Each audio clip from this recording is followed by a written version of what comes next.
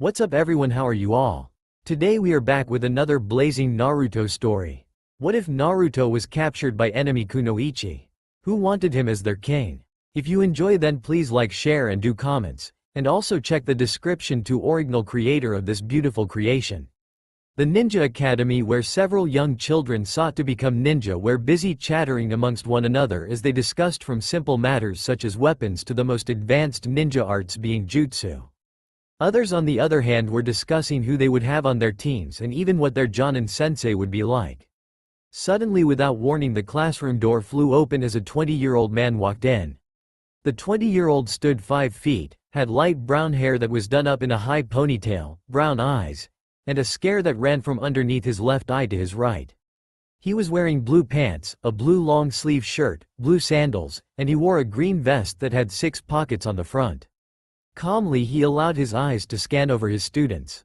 The first person he set his eyes on was a male that was no older than 12 years old, had golden sun-kissed hair along with a blood-red tips. His eyes were a cold cerulean blue. He stood around 4 feet 6 inches, and he looked well built for a child his age.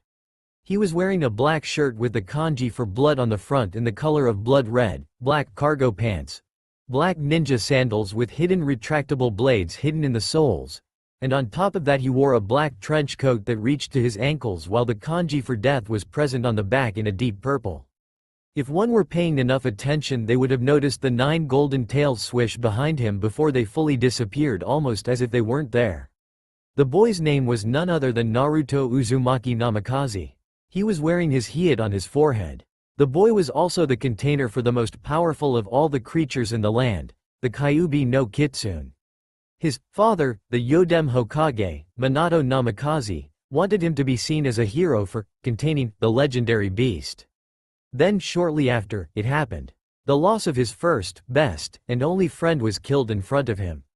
The only good thing that came out of it was the gaining of a dojutsu. The legendary Sharingan, and then the final form, the Mangekyo Sharingan, but at a terrible price of losing someone who was beyond precious to him. Let's just that in the end no one dared to ever approach the child except for a select few.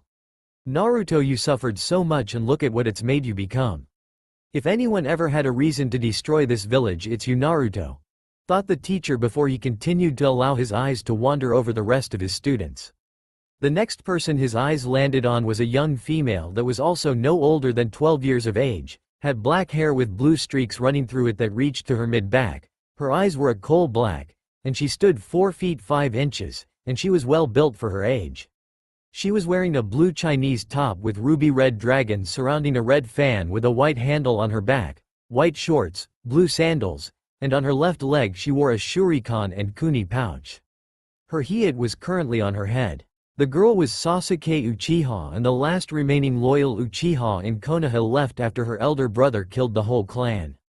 She'd also unlocked the Mangekyo Sharingan the same night and killed her brother, but not before he told her something that she never told anyone.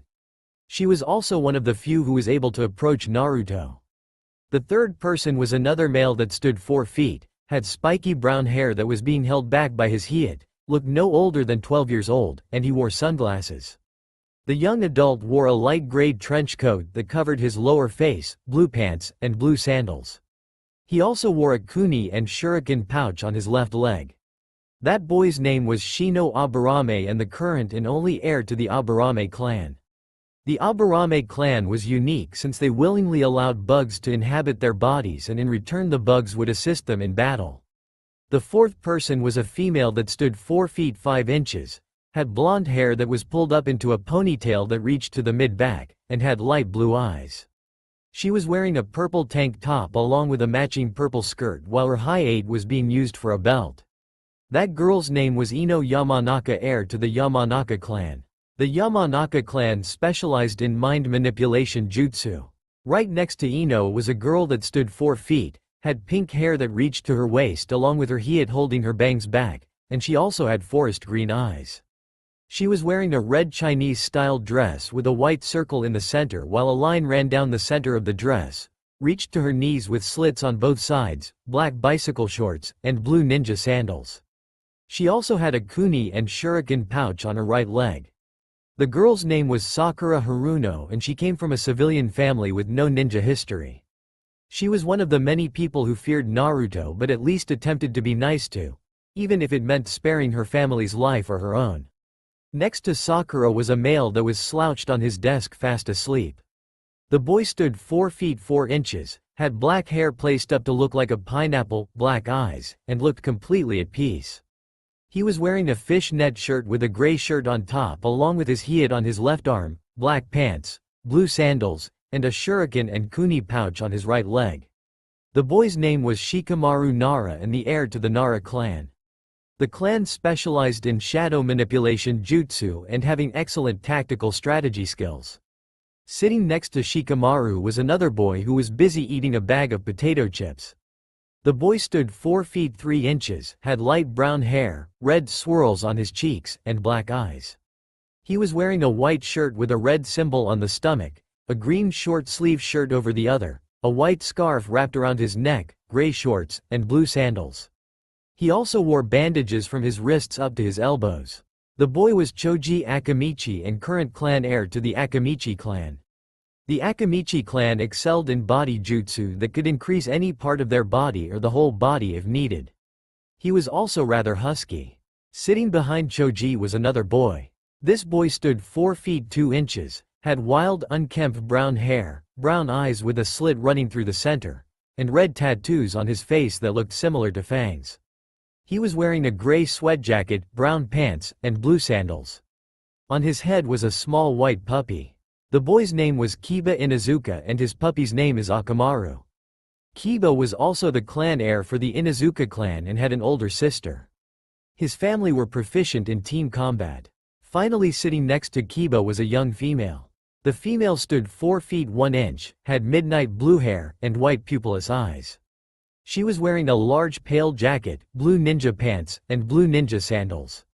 The girl was Hinata Hyuga and the current heir to the Hyuga clan. The clan is well known because of their famed eye dojutsu, the Byakugan. Despite that fact, she was constantly ridiculed by her own father, sister, and the elders of her clan because of her shy and caring nature. After a few months though, she apparently had enough as she defeated her sister in a spar and told off not only her father but the elders as well. It was even stated that she was going to become the second Ice Queen of Konoha. Well, let's get this over with, thought Iruka before he walked to the center of the room. First off, I would like to congratulate all of you on passing and becoming full ninja of Konoha. Now then I will announce the teams. Proudly stated Iruka, only to realize that no one was paying attention to him. Silently he released a sigh before he started to perform a few hand signs. Genjutsu. Oni Hitsu. Silently whispered Iruka before he took in a large breath. Everyone shut up and sit down, shouted Iruka as his head grew 4 sizes large, causing everyone to shut up and sit down. Good, now that I have your attention. The teams are as follows: Team 7, Naruto Uzumaki, Sasuke Uchiha, and Hinata Hyuga under Jonin Sensei Kakashi Hikate. Team 8, Ino Yamanaka, Choji Akamichi, and Shikamaru Nara under Jonin Sensei Asuma Saratobi. Team 9 is still in circulation from last year, so Team 10, Kiba Inuzuka, Sakura Haruno, and Shino Aburame under Jonin Kurenai Yuhi. Stated Iruka, causing quite a few people to groan in disappointment and others to silently cheer in their heads. Now then, your Jonin senseis will be here after lunch, so until then you are free to do as you please, just remember to be here when your Jonin sensei. Naruto, Sasuke, and Hinata, I would like for you to remain behind though, said Iruka in a serious tone before everyone other than the earlier 3 left the classroom while snickering at their misfortune. Iruka-sensei, why did you ask for us to remain behind? Asked Sasuke as she and her teammates walked down to Iruka's desk. I just wanted to talk to all of you, and I'm not your sensei anymore, so just call me Iruka, said Iruka with a smile while everyone else just smiled in their own unique way. Does this mean that I can remove it? Coldly asked Naruto as he looked at his older brother figure. That is your decision and yours alone, Naruto, simply stated Iruka as he looked Naruto in the eyes. We're going to my house, simply stated Naruto as he walked out of the classroom with the others following after looking at as if he were crazy. 5 minutes later, okay, here we are, said Naruto as he stopped in front of a building. The building was 4 stories tall, run down, rat and critter infested dump. Naruto's teammates were calm on the outside, but internally they were cursing whatever god they could think of for causing Naruto to live in this dump. Iruka on the other hand just smiled sadly as he looked at the building, already knowing that Naruto lived here. Silently everyone followed Naruto up to the 4th floor and noticed graffiti along the wall. Some of the graffiti said, "Die demon, crawl into a ditch and die hell spawn," and a rather common one, "You killed my family Kyuubi and I'll kill you." Internally once more the girls were bristling with anger but opted to remain calm. For a few more minutes everyone followed Naruto up until he stopped at the last door. "What happens behind this door stays behind this door, understand?" said Naruto in his usual cold tone. "Of course Naruto, you have our word," said everyone while they noticed him relax slightly before he cut his finger and ran the blood over the door. Shortly after the door opened and everyone stepped inside before they stopped and their jaws fell to the ground. The room was extremely small, having only 8-foot walls and the ceiling only being roughly 6 feet in the air. The walls were filled with holes, peeling paint, and water stains. The kitchen was only 2 feet by 4 feet while the rest of the room acted as a bedroom, living room. There was a single hallway on the right wall that led to what everyone guessed was the bathroom and closet. Most of the floor was covered in sweat and blood stains. The bed mattress was old and had material coming out of it, but otherwise most of the major holes had been sewed up. Almost all of the covers on the bed were ripped and had holes in them, but that wasn't what shocked them.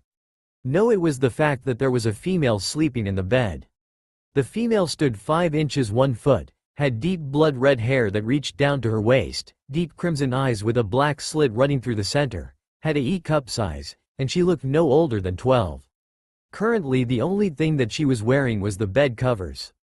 "Hey, I'm back," said Naruto as he walked over to the sleeping female.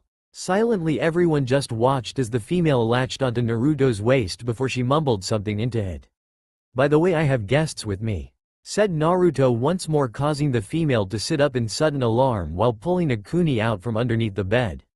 "Who the hell are you and what have you done to Naruto?"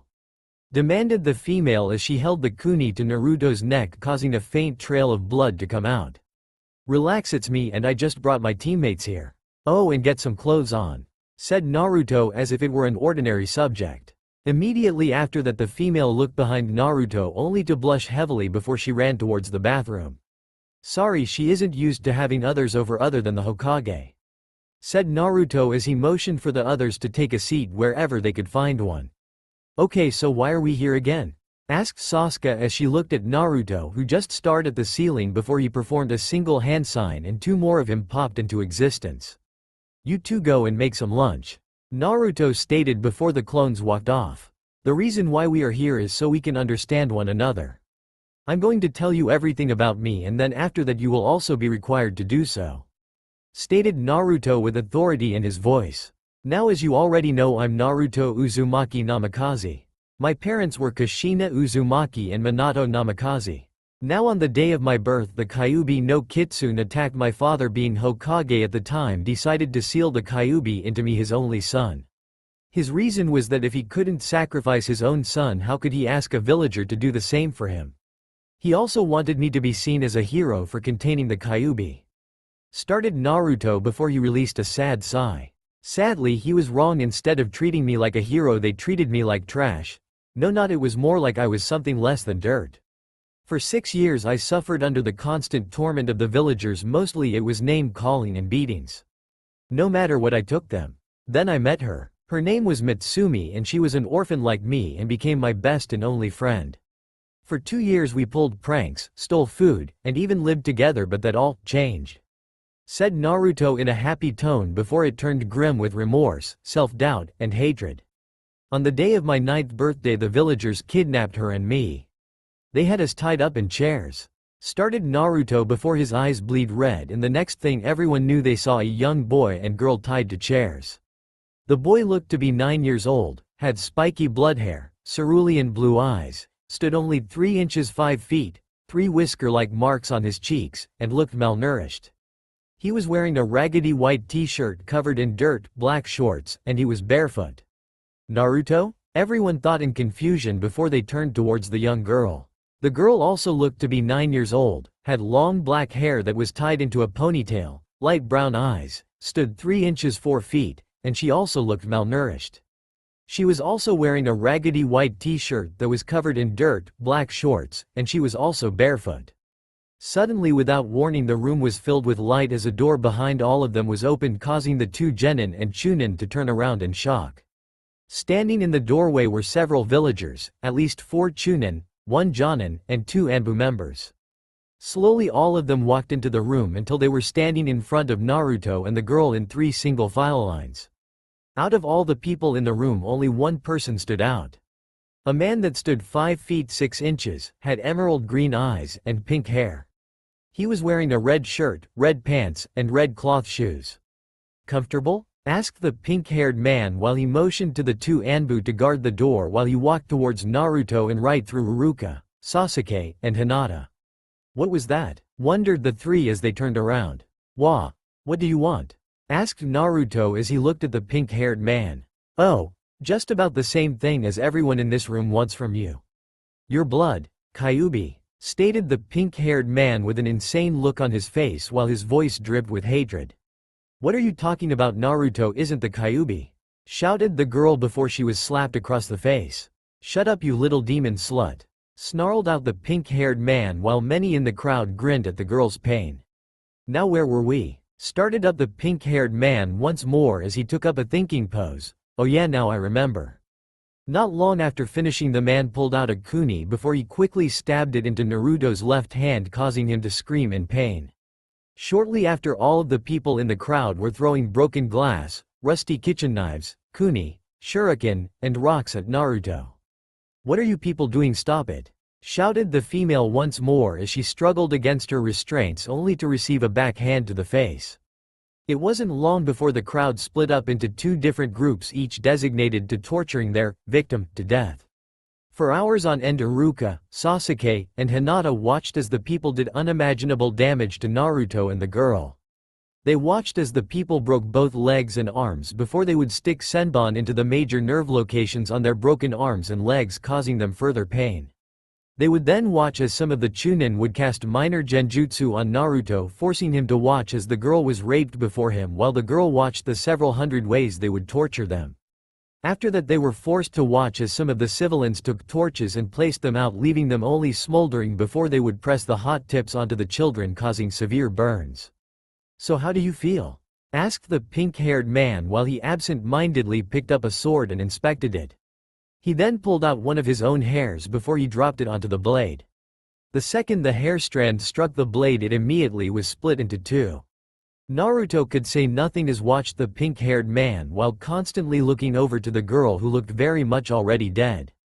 "Nothing to say. Well, maybe this will get you to talk," said the man as his voice rose as he swung the sword at the girl. Almost acting on instinct, Naruto attempted to jump in the way of the blade only to be stopped by his restraints and forced to watch as the blade went straight through the girl's heart, causing her to scream in pain while coughing up blood.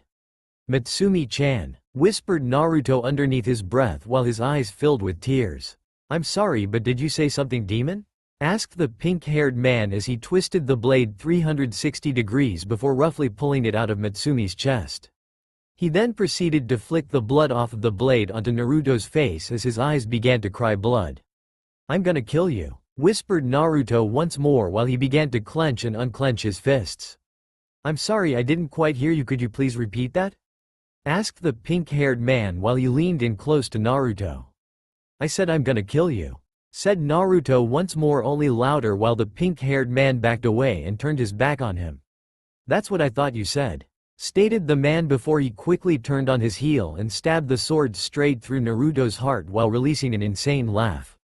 Silently, Iruka, Hinata, and Sasuke watched in anger as Naruto lost consciousness before they too began to notice the room was changing. The room was slowly turning into a long hallway with cracked walls, pipes overhead, and ankle-length water covering the floor. Floating in the water was Naruto, looking up towards the ceiling with dead eyes before he looked down the hallway, and the others doing the same saw a red glow. Calmly, Naruto walked towards the light while the rest of them followed. It wasn't long before they found themselves in another room that was huge and had a gate at the other end. On the gate was a single piece of paper that held the kanji for seal on it. Silently they watched as Naruto walked towards the gate before he stopped as a large clawed hand came out of the gate and stopped a few inches from Naruto's face. Naruto just stood there with his cold dead eyes looking past the claw and directly into a pair of blood-red eyes that were trained on his own. "So this is my container?" asked a voice as rows of sharp teeth appeared and then a whole body of a large kitsune with 9 tails. "So you are the reason why I'm hated," stated Naruto with no emotion while he continued to look in the Kyuubi's eyes. "What do you mean?" growled out the Kyuubi while its eyes seemed to change from rage to confusion. "Look through my memories," was all Naruto said before he walked towards the cage and sat down looking down the hallway he came from.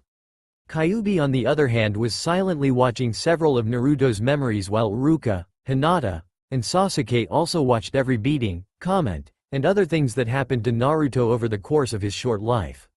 At the end of it Kyuubi was releasing large amounts of killing intent while it looked at Naruto in a new light. Interesting, my own father sacrificed me.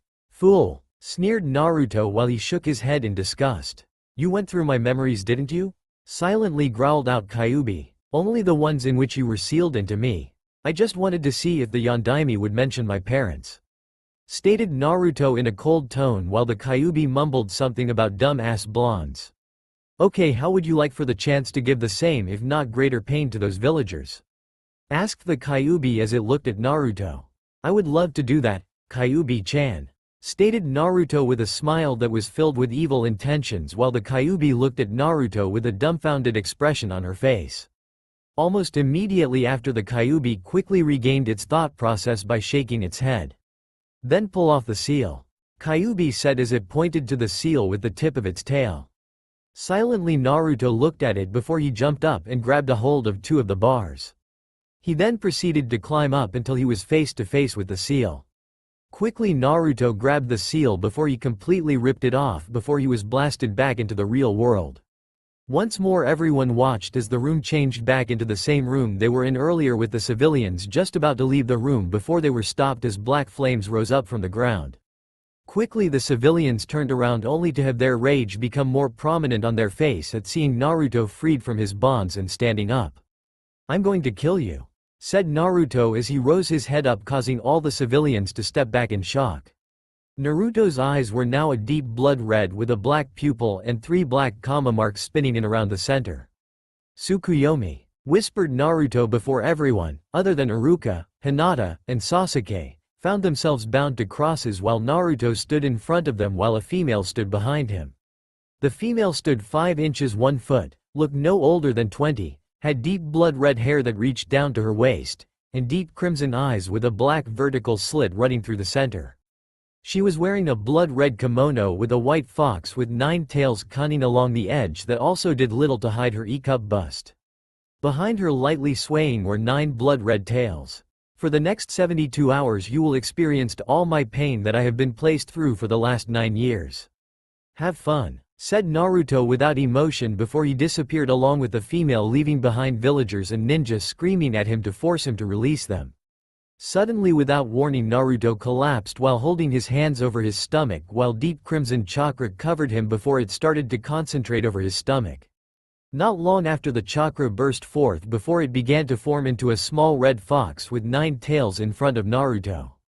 Shortly afterward both Naruto and the fox fell to the ground and the room began to rapidly change before Hinata's, Sasuke's, and Iruka's eyes. Now they were standing in a hospital room with Naruto laying on a hospital bed with several machines connected to him monitoring his heart rate, blood pressure, and several other vital aspects. Naruto? Thought everyone sadly before the hospital room door opened and a man stepped in. The man stood 6 feet 1 inch, had a white beard on his chin, and an old face that radiated with sadness and several other emotions that were constantly changing. The man was wearing a white robe with a red line running down the center of the robe, and a square hat that had a single red triangle with a white kanji for fire. Good afternoon Naruto, how are you feeling? Asked the old man as he walked towards Naruto before he sat down on the bedside. How do I feel? Reiterated Naruto as he shook from either rage or sadness but they couldn't tell. For starters I not only get attacked on my birthday once again but this time the villagers took the liberty of also torturing Mitsumi-chan. Shortly afterwards they kill her in front of me. Then after that I find out that I'm the container for the Kyuubi no Kitsune and the son of the Yondaime Hokage. So how do you think I feel? Shouted Naruto with his voice rising with every word he said while tears of blood flowed freely from his eyes. Naruto, I should have told you, but I was afraid and your father didn't want you to know until you were its container, until you were at least a Chunin. Stated the old man as he looked at Naruto while he removed his hat, showing that he had very little hair. What were you afraid, that I wasn't mature enough to handle the information? Growled out Naruto while his whisker birthmarks grew thicker and darker while a purple aura started to surround him. Naruto, please, you need to calm down, said the old man as he stood up and backed away just from the killing intent that Naruto was releasing and the fact that Naruto had the Sharingan. Calm down. You want me to calm down? Especially after everything that this village has put me through, shouted Naruto in rage while he glared at the old man. Naruto, you need to calm down, stated another voice that radiated with authority, causing Naruto to physically stiffen. Slowly Naruto and the old man turned their attention to a small fox that stood in a corner of the room while it walked towards them before it jumped onto the bed and curled up into Naruto's lap. What, you never seen a fox speak? Asked the fox while it looked at Naruto and the old man through the corner of its eyes. To be quite honest, the only animals that I have ever seen speak were summons, and as far as I know no one in the village has a fox summoning contract, said the old man while he looked at the fox. Well then I guess I should at least tell you who I am. For starters, I'm the Kyuubi no Kitsune, said the fox while Naruto began to lightly pet the fox on the head. Holy shit, was all the old man could say while he grabbed Naruto and pulled him away from the Kyuubi. Okay, let me clear something up here, Ninjin. I was forced into attacking the village by an Uchiha. More specifically Madara Uchiha. Second, the reason why I'm not hightailing it out of this village is because 1. I'm still bound by the Shinigami's seal. Second, I'm not leaving this kid alone in a village that will attempt to kill him. And 3. I gave the boy the Sharingan and he is going to need someone to train him in using it to its utmost potential. So I thought, why not let the creator of the Sharingan teach him, and the creator is me. Stated the Kyuubi while it looked out of the window nearby. Why would you do that? Asked the old man while he watched the Kyuubi with distrust in his eyes. I just want to fix as much damage that I caused for the boy. I even plan on him signing the summoning contract for the foxes. Stated the Kyuubi while it continued to look out the window, and the old man continued to look at Kyuubi with distrust before he released a sigh. Very well then put, just don't kill anyone, said the old man while he released Naruto, who just walked back to the bed and sat down before the Kyuubi placed its head underneath Naruto's left hand. Silently Naruto just gently scratched behind the Kyuubi's ears while releasing purees of happiness. Before I forget, there is one more matter that needs to be attended to. When Naruto and his friend Mutsume were captured, they were tortured, as you know. But during the torture they killed the girl, which allowed for me to temporarily pull Naruto in his mindscape because of him being in emotional stress. While we were in the mindscape, I convinced Naruto to release me, which has in turn allowed for me to escape from the seal. Sadly, to keep the boy alive, I had to pass the title of Kyuubi onto him. Roughly around the time he turns 18 he will have all 9 tails. After that he will be required to take a test to see if he is worthy of the title. I will of course be the giver of said test, if only because I was the former Kyuubi, and if I'm unable to do so, one of, if any, survived, my guards will give the test, said the Kyuubi before it took a large gulp of air and released it slowly. Thank you, Kyuubi-san, for telling me this. I will be certain that no one finds out about this, and if they do they will be immediately killed along with anyone with a 5-mile radius of the speaker, said the old man while he placed his hat back onto his head. Gigi, did you find Mutsume's body? Asked Naruto with his now dead voice while he looked at the floor and petted the Kyuubi. Naruto, when we found you, you were an ally. We don't know who brought you there, but we feel that he or she wanted you to be found. Do you know anything about this, Kyuubi-san? Asked the old man while he stood up. I'm afraid not, but do not worry Naruto, we will find her body, said the Kyuubi while it placed its paws on Naruto's shirt before it began to lick the dried blood off of his face. Naruto, after you leave the hospital come see me and we can then discuss your inheritance, and I'll treat you to as much Irucha ramen you want, suggested the old man with a smile. Of course Hokage Gigi, said Naruto with a small smile, and even though it was small the old man knew that this was a true smile and not one of those fake ones that he placed on. I'll see you later then Naruto-kun, said the Hokage as he left the room. Now once again Iruka, Hinata, and Sasuke found the room to change before it returned to the apartment room that Naruto led them to. Naruto was still sitting on the bed and the red-haired female was sitting next to him. Naruto, whatever happened to Mitsumi's body? Asked Hinata, already getting the feeling that this wasn't going to be an easy answer from him. We never found it. Kyuubi picked up a scent of one of her old guards. She believes that he may have taken the body, but for what reason we don't know. Simply stated Naruto while the woman just hugged him lightly. You already know who I am, but just in case you don't know, I'm the former Kyuubi no Kitsune, but you can just call me Natsuki. Said Natsuki as she smiled at all of them. Well, now that you know about me, I believe that it's Hinata's turn. Said Naruto as everyone looked at her. I know what I'll show you. Stated Hinata before she started to perform hand signs and stopped on rat. Genjutsu art. Memory viewing. Quickly stated Hinata before the room began to change. Slowly the room began to take on shapes until they took on specific forms. The room had changed from the apartment to a large room with tatami floors. In the center of the room stood two girls who were fighting against one another and a male that watched the fight. The first female looked to be no older than 11, maybe 12 years of age, stood 4 feet 1 inch, had midnight blue hair and pure white eyes with a lavender tint. She was wearing a black bodysuit that hugged all of her curves just right. The second female looked no older than 9, maybe 10 years of age, stood 3 feet 4 inches, had pure black hair that reached just past her neck, and pure white eyes. She was also wearing a black bodysuit, but it was rather loose on her. The man who watched the two fight looked to be 20 years old, stood 5 feet 9 inches, had black hair that reached just a few inches from his waist, and pure white eyes that seemed to radiate a coldness. He was wearing a white shirt, white pants, and a brown robe. Silently without sound the girls continued to trade blows with one another, with an occasional one striking certain points on the body before a faint blue light also struck the same place. Every now and then the girls would part only to charge at one another again, until finally one of the girls had their hand hovering over one of the few spots in the body that if struck properly would kill an opponent.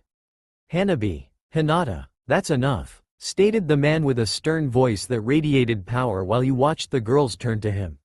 Silently the girls dropped their arms before they stepped up to the man and sat down in front of him.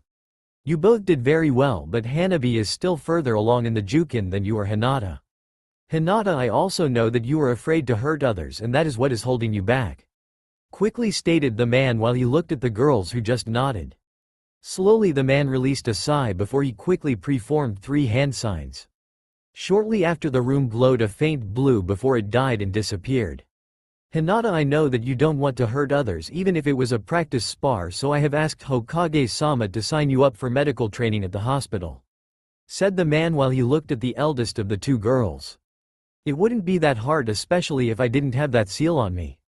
Whispered Hinata lightly while she glared at her right wrist. I know, but you just need to hang in there for a little bit longer. Hinata, I know what it feels like to be helpless. I also have a feeling that something is going to change very shortly. Said the man before he looked at Hinata's wrist before he could see a faint blue glow coming from it. Hinata Nate-chan, why is your wrist glowing? Asked Hanabi while she pulled at her sister's clothing.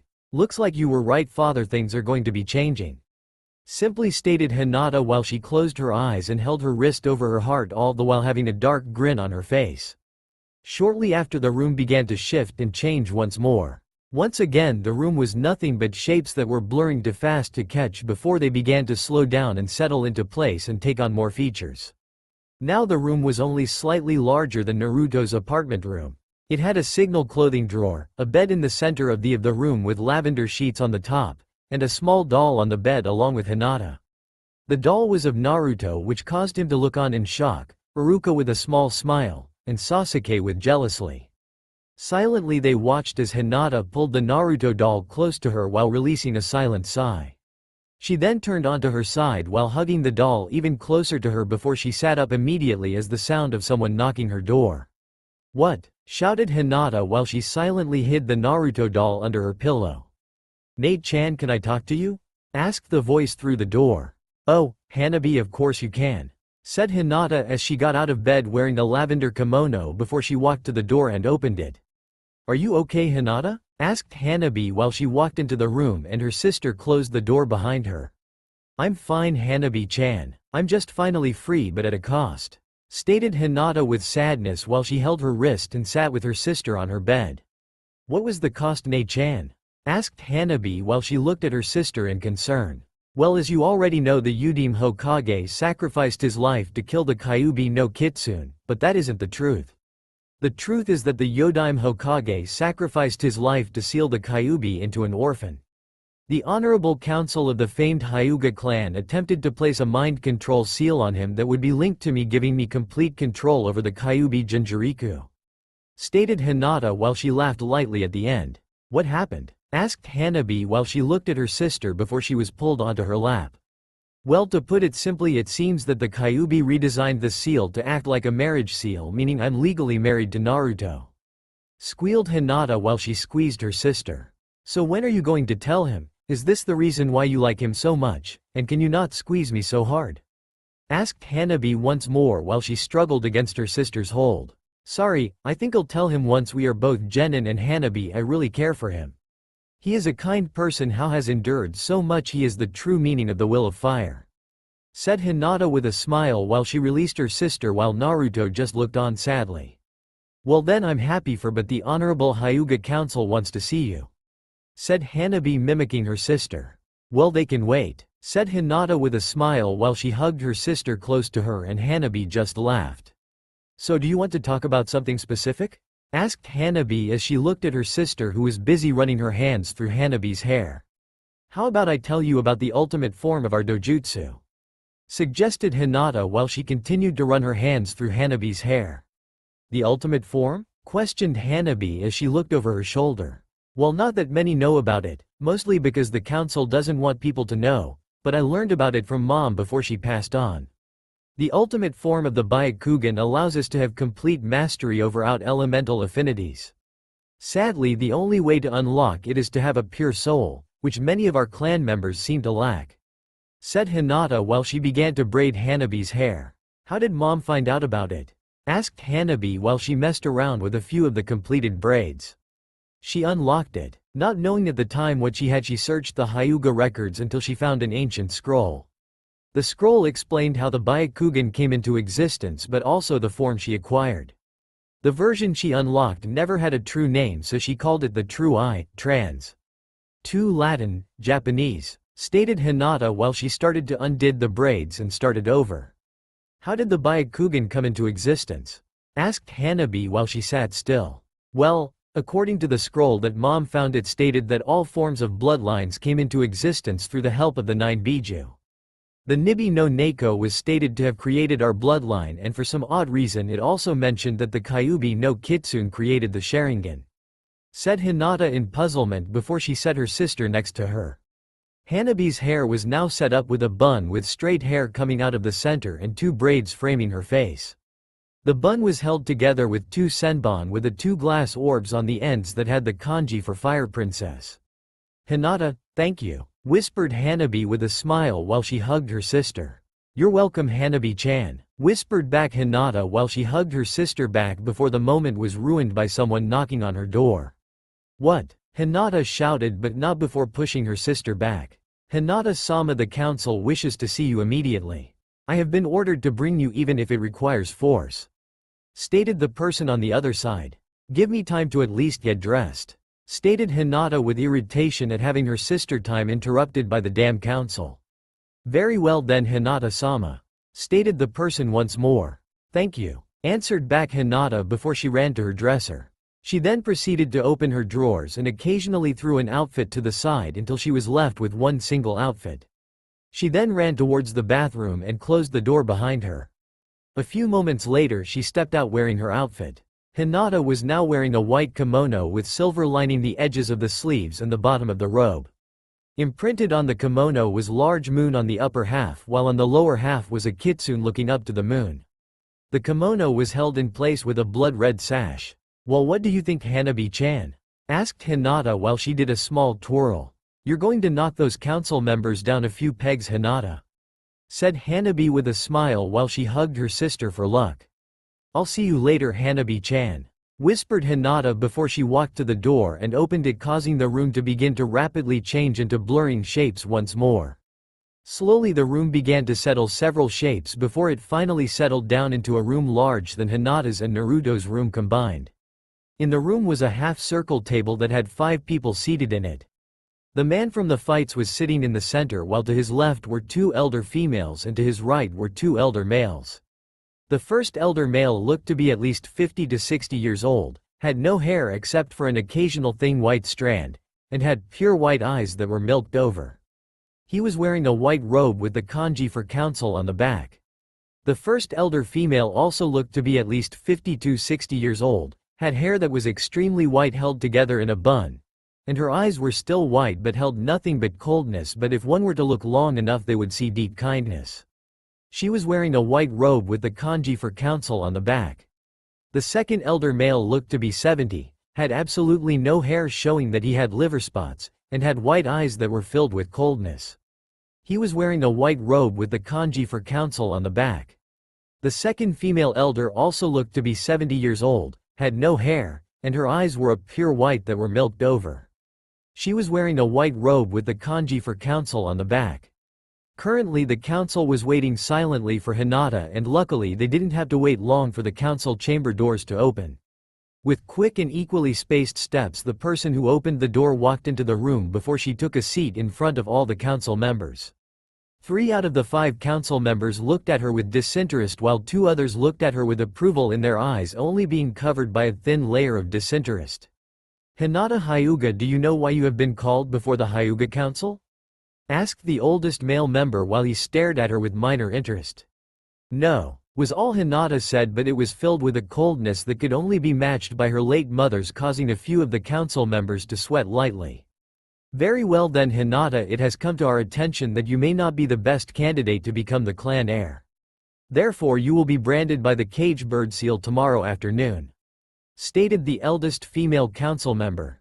"And who, might I ask, gave you those orders?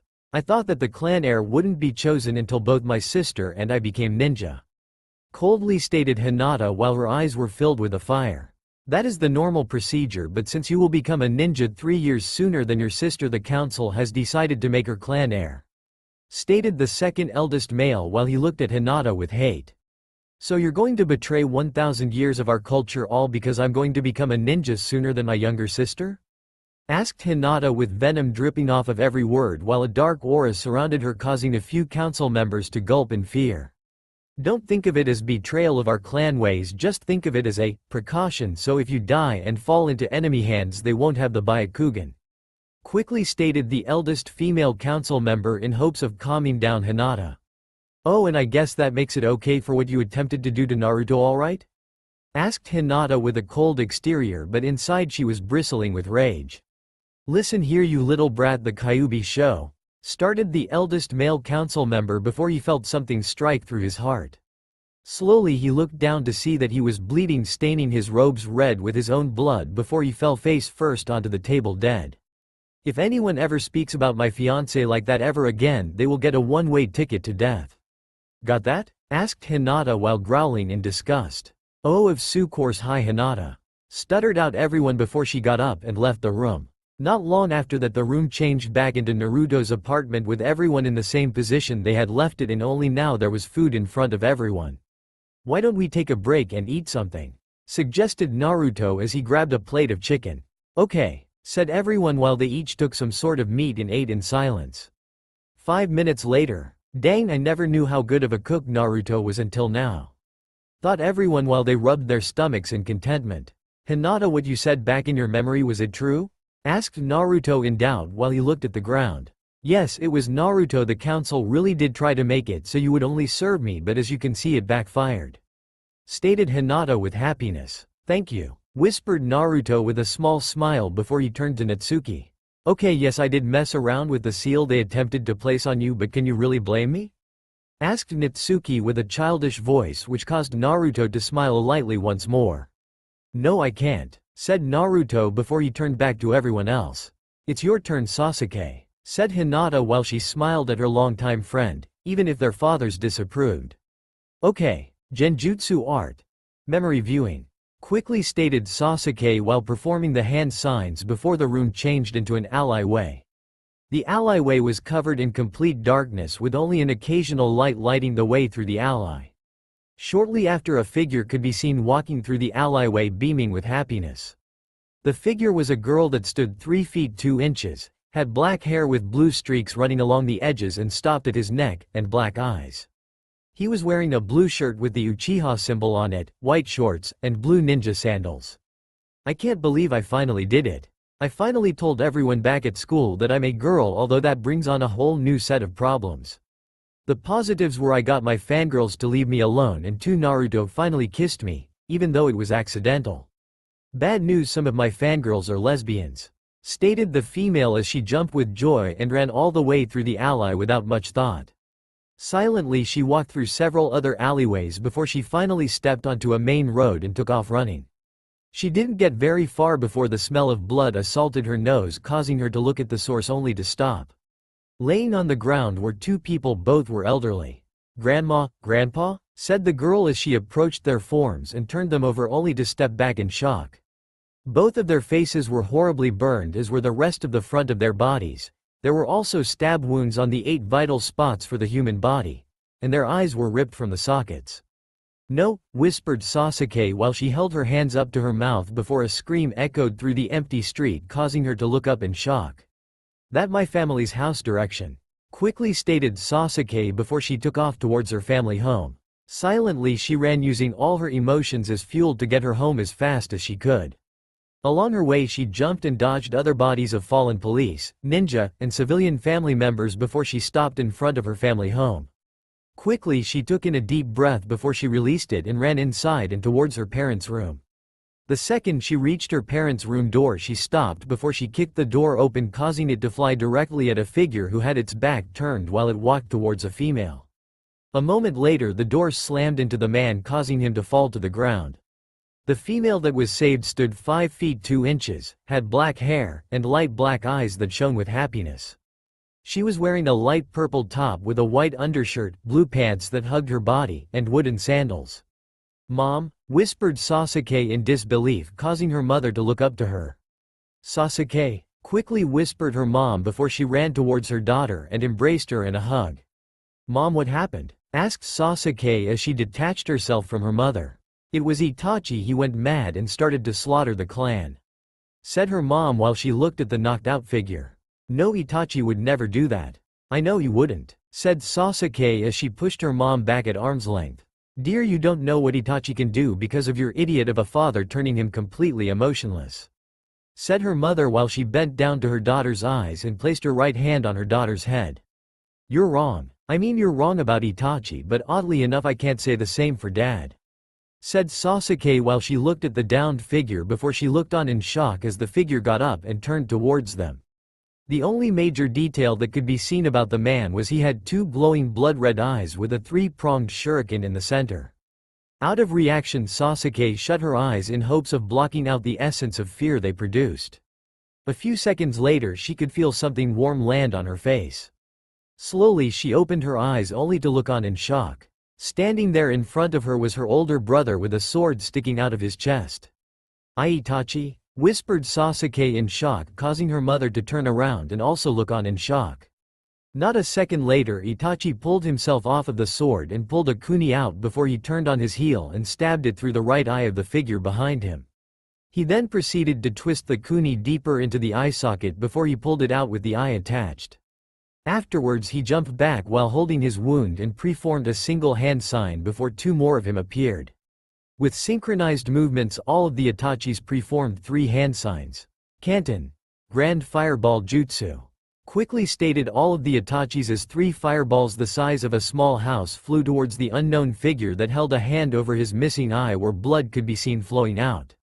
All the figure could do was cover itself as all the fireballs collided when they reached the figure, causing a semi-large explosion that shook the house. "Is he gone?" asked Sasuke as she looked at where the figure once stood was now nothing but a crater. I think so," said Itachi as he breathed in the ash-filled air before he collapsed onto his back. "Itachi!" shouted both Sasuke and his mother before they ran to his side and quickly removed his cloak and armor. As they removed each piece of clothing they were able to see that the blade had cut through Itachi's armor without any trouble. It's too late. Sasuke look after Naruto Uzumaki. He is a key to our your future. Mother, I'm sorry, I couldn't get here fast enough. Huffed out Itachi as he looked at them both. No, don't be sorry, you did what you could, don't blame yourself. If I had stood up to your father you wouldn't be like this. Whispered their mother before she hugged him lightly before she released him. I don't think you'll have to worry about me, Itachi ni-san. I already care for Naruto, but then again maybe it's love I feel for him. Said Sasuke as she hugged her brother one last time and he hugged her back. Good, and Sasuke, you're strong, in your own way, and you were strong tonight. Said Itachi with his last breath and a smile on his face before he died. Thank you, Itachi, whispered Sasuke under her breath while she cried. Not a moment later her mother was joining her for the loss of Itachi and the rest of their clan. After that the room began to change rather quickly and once again settled back to Naruto's apartment room. That's everything I wanted to show you, said Sasuke before she started to hear growling coming from Natsuki. Natsuki, is something wrong? Asked Hinata while she placed a hand on her shoulder. I'll tell you what's wrong. The person who slaughtered you clan was also the same man to force me into attacking the village. Growled out Natsuki before she felt something soft wrap around her waist, making her feel calm and at ease. What was his name? Asked Iruka as his inquisitive side came out. His name was Madara Uchiha, but his original name was Madara Hyuga. He was the first Hyuga to ever receive the cage bird seal, and because of this he sought out Kyuubi. He found her and asked her for a bloodline that could rival if not surpass the Byakugan. Said Naruto with cold hatred for the man. Then why hasn't anyone gone after him? Asked Sasuke as she stood up in defiance before they heard the door knock. I'll get it, said Naruto as he stood up while he unwrapped his tail from around Natsuki. Calmly he approached the door and opened it with some of the locks still attached before they could physically see him relax and open the door completely, allowing two men in. The first man stood 6 feet 1 inch, had a white beard on his chin, and an old face that radiated with happiness. The man was wearing a white robe with a red line running down the center of the robe, and a square hat that had a single red triangle with a white kanji for fire. The second man stood 6 feet, had storm gray hair that stood up in spikes, a lazy posture, one black eye while the other was covered by his head, and looked to be 30 years old. He wore a long blue sleeve shirt with a patch showing a flame on his left shoulder, blue pants with a kuni and shuriken pouch on his right leg, a green Jonin vest, white medical tape wrapped around his legs, and blue ninja sandals. Hokage-sama, quickly stated both Sasuke and Hinata as they rose to their feet in a hurry only to fall on top of one another. Now I'm only your Hokage so long as I'm in my office right now, though I'm just an old man coming to check on his somewhat adoptive grandson and his genin team. Stated the Hokage while he laughed at how the girls reacted. It's nice to see you again, Hokage-sama, stated Natsuki with a smile. It is always a pleasure to see you, Natsuki. I take it that Naruto showed his teammates so of his past. Said the Hokage with a knowing twinkle in his eyes. Yes, I did, Hokage Gigi. I'm also planning on dropping half of my mask as well. Stated Naruto while he looked at his adoptive grandfather. Which half? Was all the Hokage asked as he looked at Naruto. The emotionless half. I'll still hide the fact that I'm the new Kyuubi from the general public, but my teammates deserve to know. Was Naruto's reply while he looked at his teammates who just smiled back at him. Very well, then I will now leave you in the care of your Jonin sensei. Said the Hokage as he pulled out a pipe and lit it before leaving the small apartment. Well, I guess I'll start. For starters, my name is Kakashi Hitaki. My likes are no of your concern, just like my dislikes. My hobbies are, well, I guess I don't have any. And my dreams for the future, well, you'll find out about those in later years. Said Kakashi as he smiled at his team. So all we learned was his name. Mentally stated all the genin while they sweat dropped at the absurdity of their sensei. Okay, Sunspot, you're next. Said Kakashi while he pointed at Naruto, who just growled in annoyance. Fine, my name is Naruto Uzumaki Namikaze. My likes are training and spending time with Natsuki and hopefully with my teammates. I dislike a good portion of the village for how they treated me. My hobbies are thinking of new jutsu and ways to scare the villagers, and my dream for the future, I guess it's just to have a family. Said Naruto quietly. Okay, you're next, Midnight. said Kakashi once more, only this time he pointed at Hinata, who just glared at him. Currently Naruto, Hinata, Sasuke, and Natsuki, who was resting on Naruto's head, walked away from his former apartment before they all stopped when a girly scream echoed through the afternoon sky. Calmly they all turned to one another before they shrugged their shoulders and continued further into the village. As they entered the main shopping district, both Hinata and Sasuke were greeted with the sight of nearly all the villagers glaring at Naruto and Natsuki. Only a few nodded to Naruto while others just plain outright ignored them. Though despite all the glares, Naruto just brushed them off as if they were nothing more than any science, while Hinata and Sasuke were trying their damn best to not kill half of the village. Luckily for the villagers, it didn't take too long for the group of genin to reach the Uchiha district, seeing as Naruto knew all the back alleys and side roads like the back of his hand. The only odd thing was the fact that Naruto was able to navigate through the Uchiha clan district and straight towards Sasuke's home. "Naruto, how did you exactly know where I lived?" asked Sasuke as she looked at Naruto with murder shining in her eyes, and she looked at Akuni like it was one of her friends. 1. Your scent leads from certain areas to here. 2. Who do you think dyed Itachi's Enbo armor pink for that whole week? Stated Naruto while he backed away from the possible murderous, psychopathic, hormone-driven teenager. "Oh, so you spy on me while I'm at the onsen," said Sasuke while the glint in her eyes became slightly brighter and flames could be seen burning behind her. "No, that's Kiba.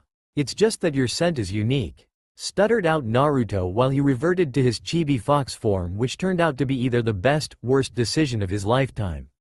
"How exactly is my scent unique?" asked Sasuke while her rage resided and was replaced with the urge to hug Naruto. Well, you have the faint smell of omusubi with okaka and tomatoes, but your true scent is of early morning dew and freshly cut grass," stated Naruto while he laid on the ground with his eyes covered by his front paws and shook, bracing himself from the pain that would come. "Naruto, I'm not angry, I was only messing around with you. I will also admit it was funny watching Itachi ni having to wear pink Anbu armor for that week," said Sasuke while Naruto looked at her returning to his human form. "Now come on. We still have to let my mother know that you two will now be living with us," said Sasuke as she grabbed Naruto and Hinata and literally dragged them into the house. After stepping into the house, Sasuke let them go while she removed her sandals while Naruto and Hinata did the same. "Mom, I'm home and I brought guests," shouted Sasuke while Natsuki also walked into the house before she reverted to her human form. "I'm in the kitchen," was the reply they received before they followed Sasuke into the kitchen where a woman was busy cooking. The kitchen itself was more of a combination of dining room and kitchen. The left side of the room was the kitchen and was limited in size and equipment, but even still it served its purpose for the small family. Overall it had at least 12 cabinets, a stove, sink, and work area to prepare the food. The right side of the room was a small table that would fit a family of at least 6 without difficulty. On the walls were several scrolls with kanji on them. Overall the room had a comfortable atmosphere. The woman, though looked to be 37 years old, had coal-black eyes, black hair with a bluish tint that reached to the middle of her back, and stood 5 feet 3 inches. She was wearing a blue shirt with the typical Uchiha symbol on the back, a blue skirt that reached to her knees, and a white apron. "So Sas-chan, who did you bring home?" asked the woman as she turned around to see Hinata, Natsuki, and Naruto. Slowly her eyes widened before she had a grin pull at her lips. She then walked up to Naruto before she bent down to where she was staring into his eyes. "Hello Naruto. How have you been?" asked Sasuke's mom as she rubbed the top of his head while his face and body seemed to relax under. "I've been doing well, Makoto. Although I wish Itachi was still around for me to pull pranks on," said Naruto while Makoto let out a small laugh before she stopped rubbing his head. "I know, and I still remember some of the pranks you did to him. Why don't you tell some of them while I finish up dinner?" suggested Makoto while Naruto smiled before Sasuke, Hinata, Natsuki, and Naruto sat at the table. "Well, let's see here, what pranks did I pull on Itachi? I remember changing his poke with cinnamon sticks, and the other time where I buried his whole entire poke supply in Training Ground 44. Said Naruto with a smile as he remembered some of his past. "I remember those. Itachi was swearing up a storm for days while muttering about trying to get you back. Although if I remember correctly he was never able to do so since whenever he tried the plan would backfire on him. Said Makoto while everyone laughed at Itachi's expense. I remember that the last thing he ever tried was to coat me in glue and feathers, place a rubber glove on my head, and finished it off with me getting transported into the council chambers via a seal. Man, that was probably the best time of my life, having a pranking war against the most static Uchiha. Said Naruto while everyone had the image of a chicken Itachi hanging upside down in the council chambers, causing everyone to break out in laughter. In heaven, afterlife, whatever you want to call it. Currently Itachi was doing one of the most dangerous sports that can ever be performed in the afterlife, peeking in on the private bathhouse of the gods. All of a sudden though Itachi started to feel a sneeze coming on, and despite his best efforts he was unable to hold it in before it was released, causing nearly every single scantily clothed god to chase him around the holy plain screaming, "Kill the pervert." Back with the gang. I believe that after that attempt he was forced to admit surrender to me. Since the Uchiha took that as a great blow to their respect, especially since the so-called genius got outwitted by a boy no older than 5.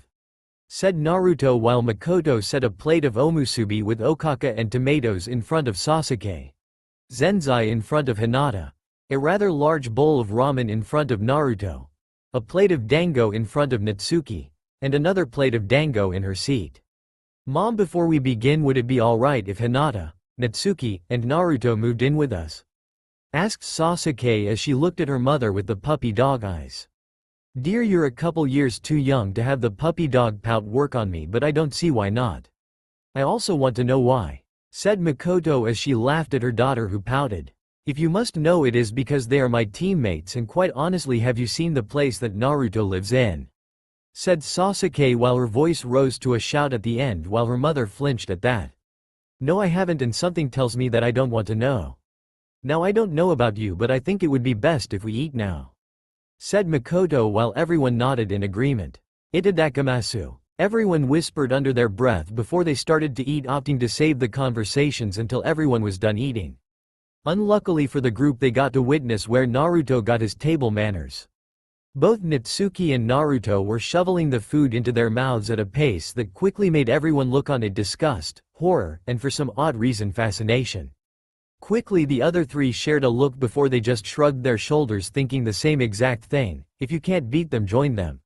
Immediately after, they too were shoveling the food into their mouth and finished just a few seconds after Natsuki and Naruto, although they were breathing heavily.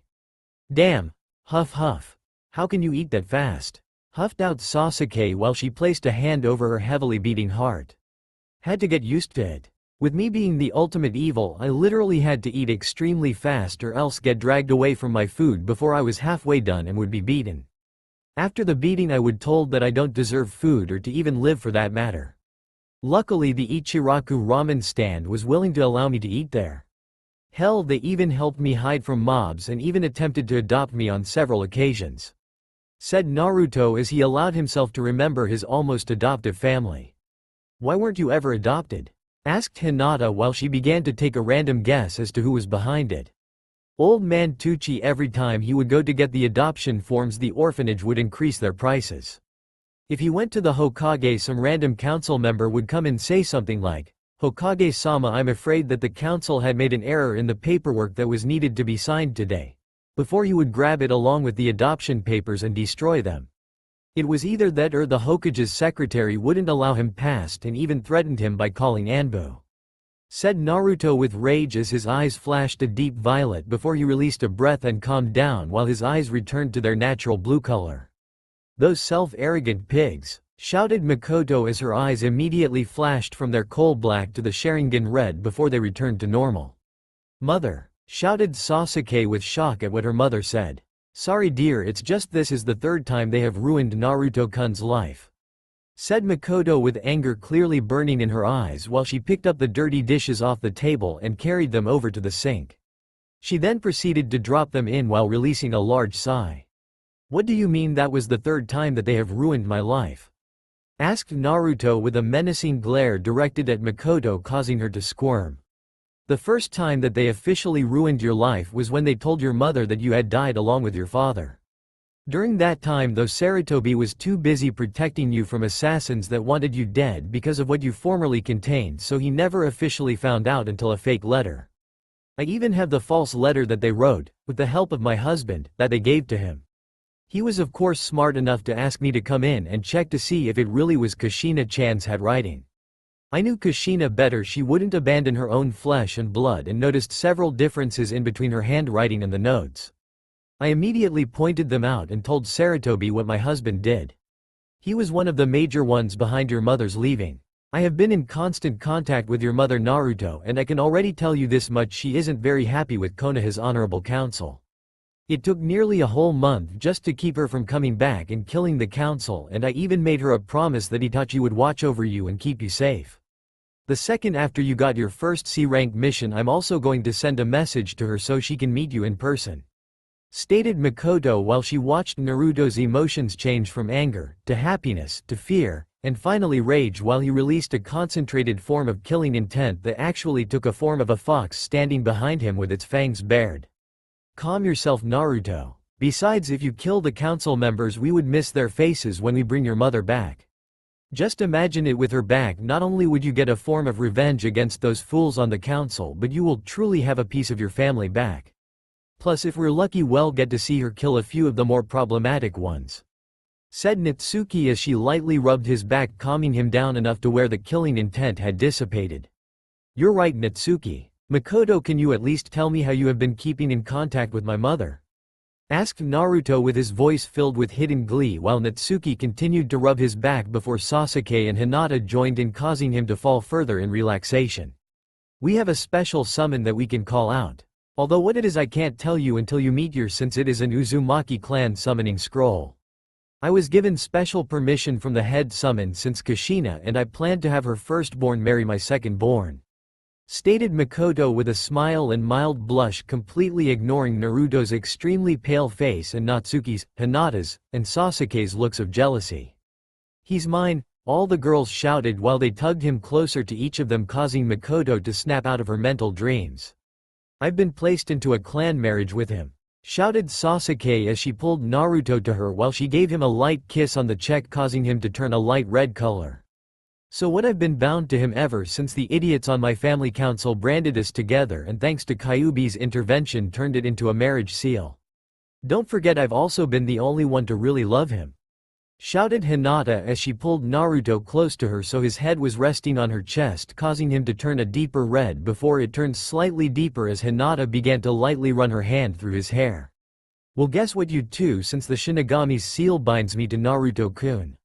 So I outrank the both of you, especially since I've been with him his entire life. Besides, you never took the chance to approach him and ask him out, along with the fact that there is an old demon law that states that the old Kyuubi is required to marry the next Kyuubi," shouted out Natsuki as she pulled Naruto out of Hinata's grip before she places a kiss on his lips while she lightly rubbed his whisker marks. Shortly after, she released him before she lightly began to lick his cheek, causing him to squirm. Slowly, cold hard hatred boiled beneath both Hinata and Sasuke's skin before they shared a look before they jumped at Natsuki and began to fight while tossing Naruto out of the scuffle. Naruto and Makoto of course just stared on in wonder while Hinata and Sasuke took on the Kyuubi in her human form. "Uchiha, Sasuke, Hyuga, Hinata and Yoko, Natsuki, stop fighting this instant," shouted Makoto, causing the girls to stop in a rather interesting position.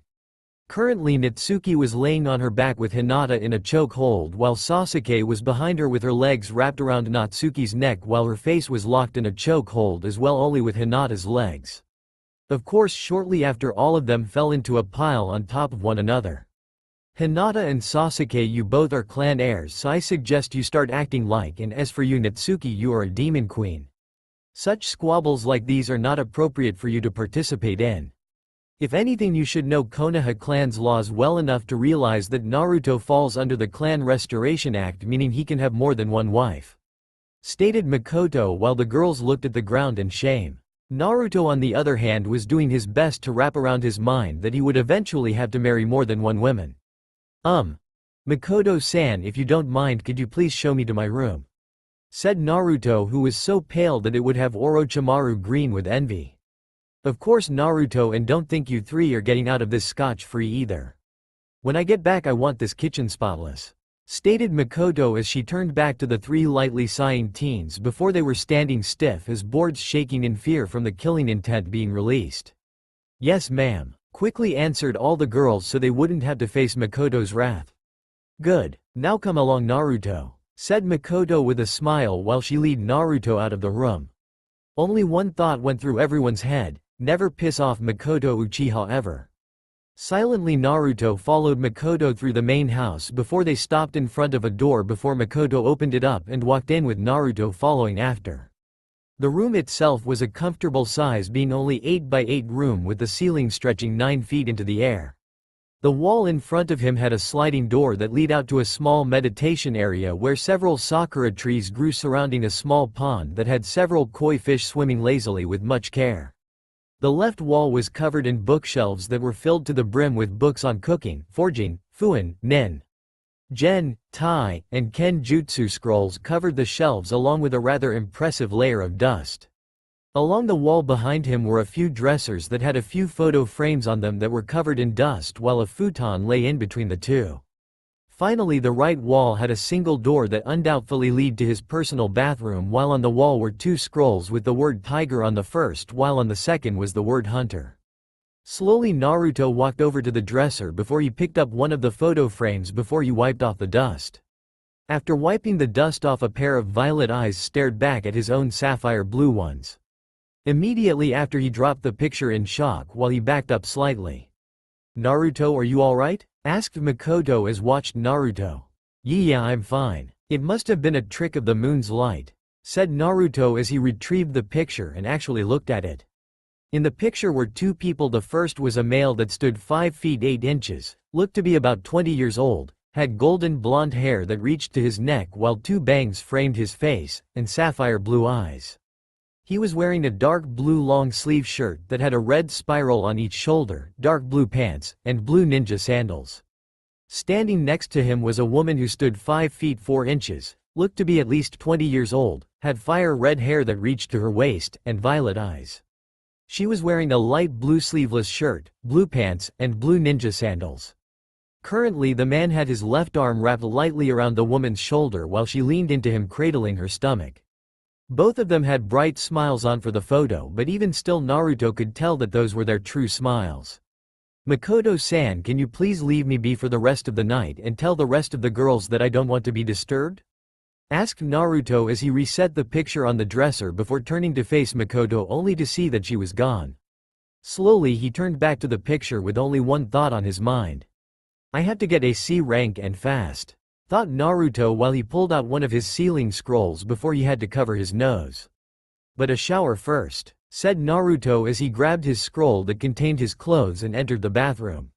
With the girls. Currently all the girls were busy rinsing, washing, and drying all the dishes used after they had finished cleaning the table and wiped it down. "Man, I can't believe that we just got into an argument over a guy," stated Sasuke as she rinsed off the dishes before she passed them on to Hinata. "I know, I never thought there would be a day that it would happen. Why don't we make a promise to one another? No matter who Naruto chooses and who gets to claim him first in bed, that we'll still be friends," said Hinata to Sasuke, who started to ponder over it before she nodded her head in a positive manner. "It seems that you forgot something though. Naruto needs to marry at least 4 women or else the Honorable Council of Konoha will choose his wives. I can already tell you they will choose girls that are under their control like that Waruno bitch to marry him. I can already tell you this much: Naruto has had his eyes on the both of you ever since the first day of the academy.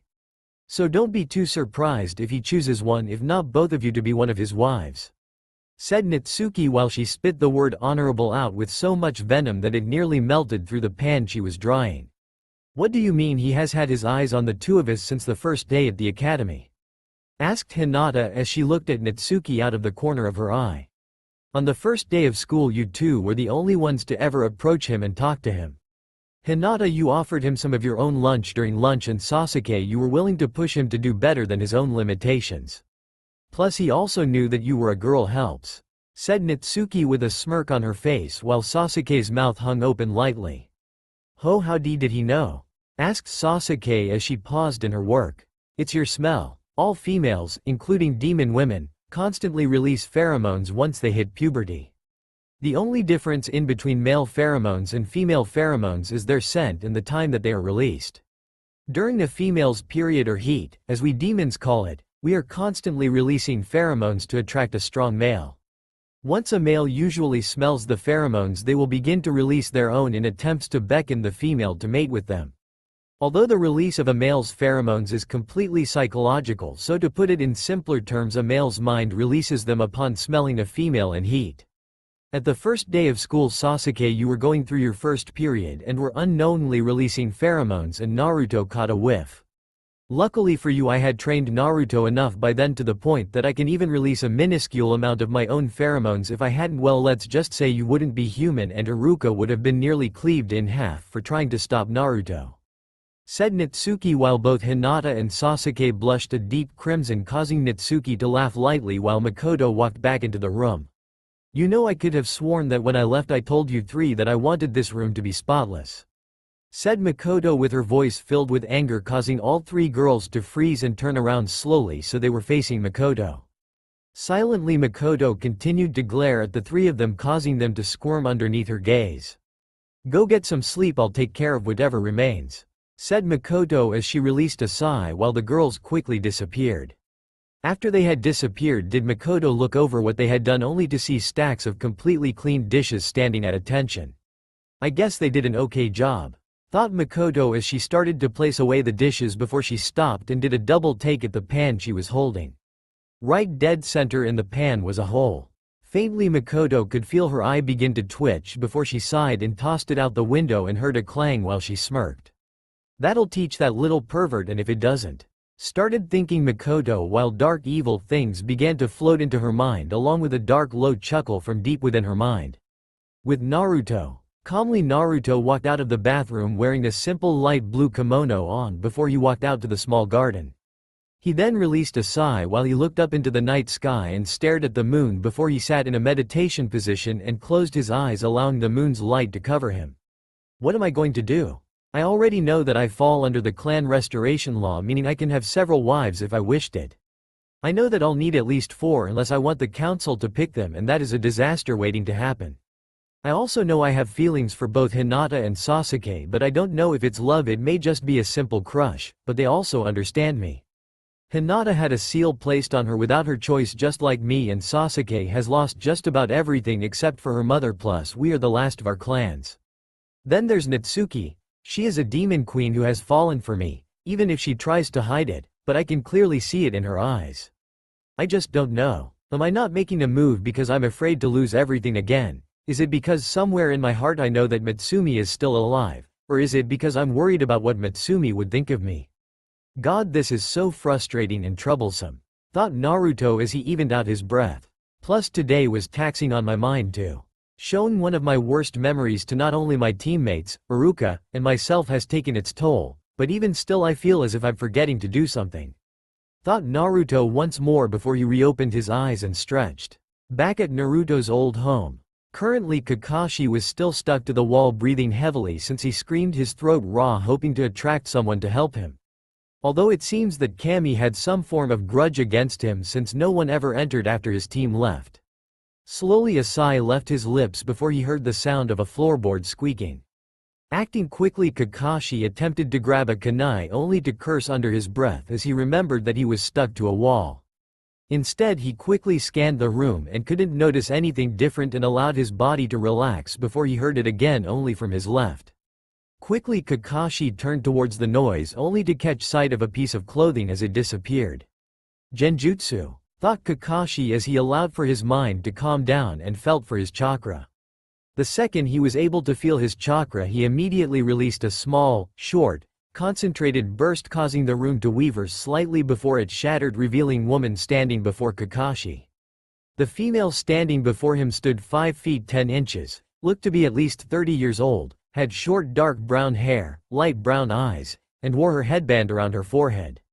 She was currently wearing a light earth brown kimono top that hugged her body lightly, showing that she was at least a C cup, black ninja pants with a kunai and shuriken holder on her left leg, and black ninja sandals.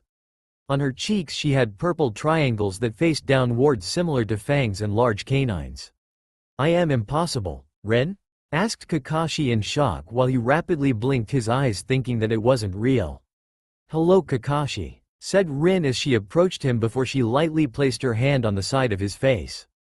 But you're dead, I saw you die, shouted Kakashi in hysteria while tears freely fell from his single eye. Kakashi, so long as I love you I'll cheat death to be with you, said Rin lightly while she began to pull down his face mask so that his lower portion of his face was revealed along with his collarbone.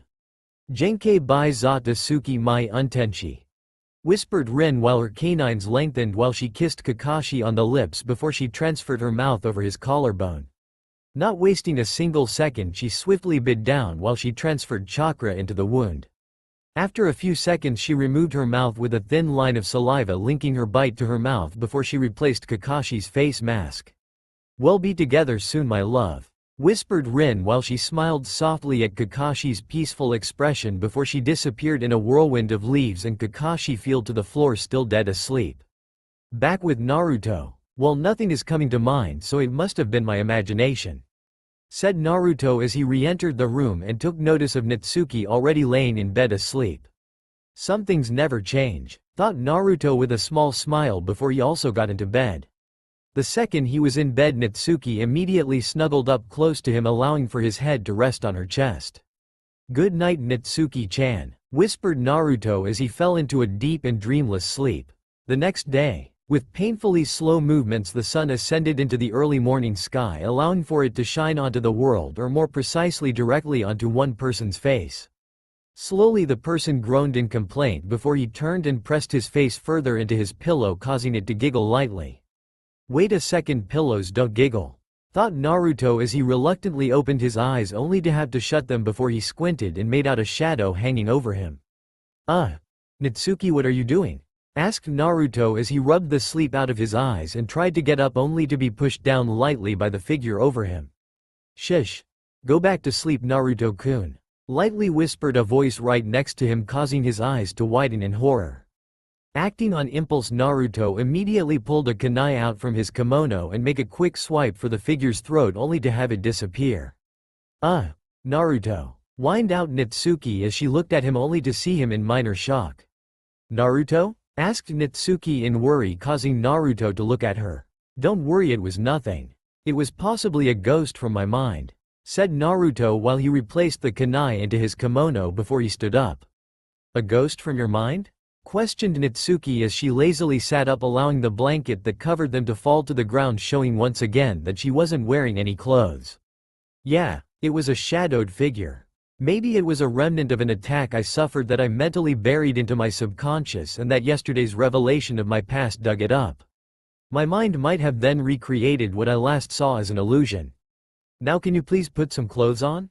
Asked Naruto at the end while he grabbed his clothes and headed off towards the bathroom with Natsuki following after. Naruto, you know that clothing is uncomfortable against my skin.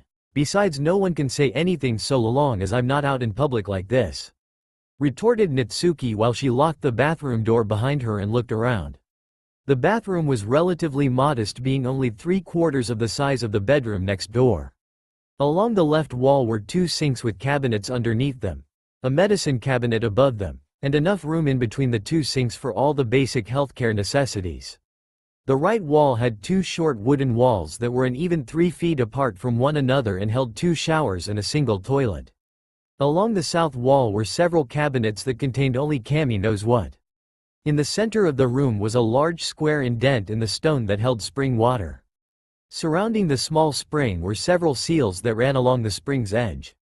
Even from the distance that they stood, Natsuki was able to tell that most of the seals were designed to clean the spring after every use, control the temperature of the water, regulate how quickly the water heated, keep the water at a constant level so it would never overflow or be underfilled, and a few contained wash clothes along with some soap. It makes no difference, especially with perverts like Kiba and Old Man Hokage out there, said Naruto while he removed his kimono while he walked over to the spring and tapped a few of the seals, causing them to glow a faint blue. Not a moment later, the spring slowly began to heat up while steam gently rose up from the surface just as Naruto stepped in. He then proceeded to walk towards the farther end before he slowly relaxed into the water and sat on a stone outcropping that was under the water, and allowing the water to rise up to his chest. Slowly he closed his eyes before he opened them a bit only to see Natsuki still standing in the same place. "Are you going to join me or stand there all day like a fish out of water?" asked Naruto, which caused Natsuki to turn her attention towards Naruto. Slowly a grin spread across her face, causing Naruto to look at her questioningly only to brush it off as a girl thing. "Of course I'll be joining you. Besides, I can't have you drown yourself," said Natsuki with a smirk while Naruto just shook his head at her lame joke.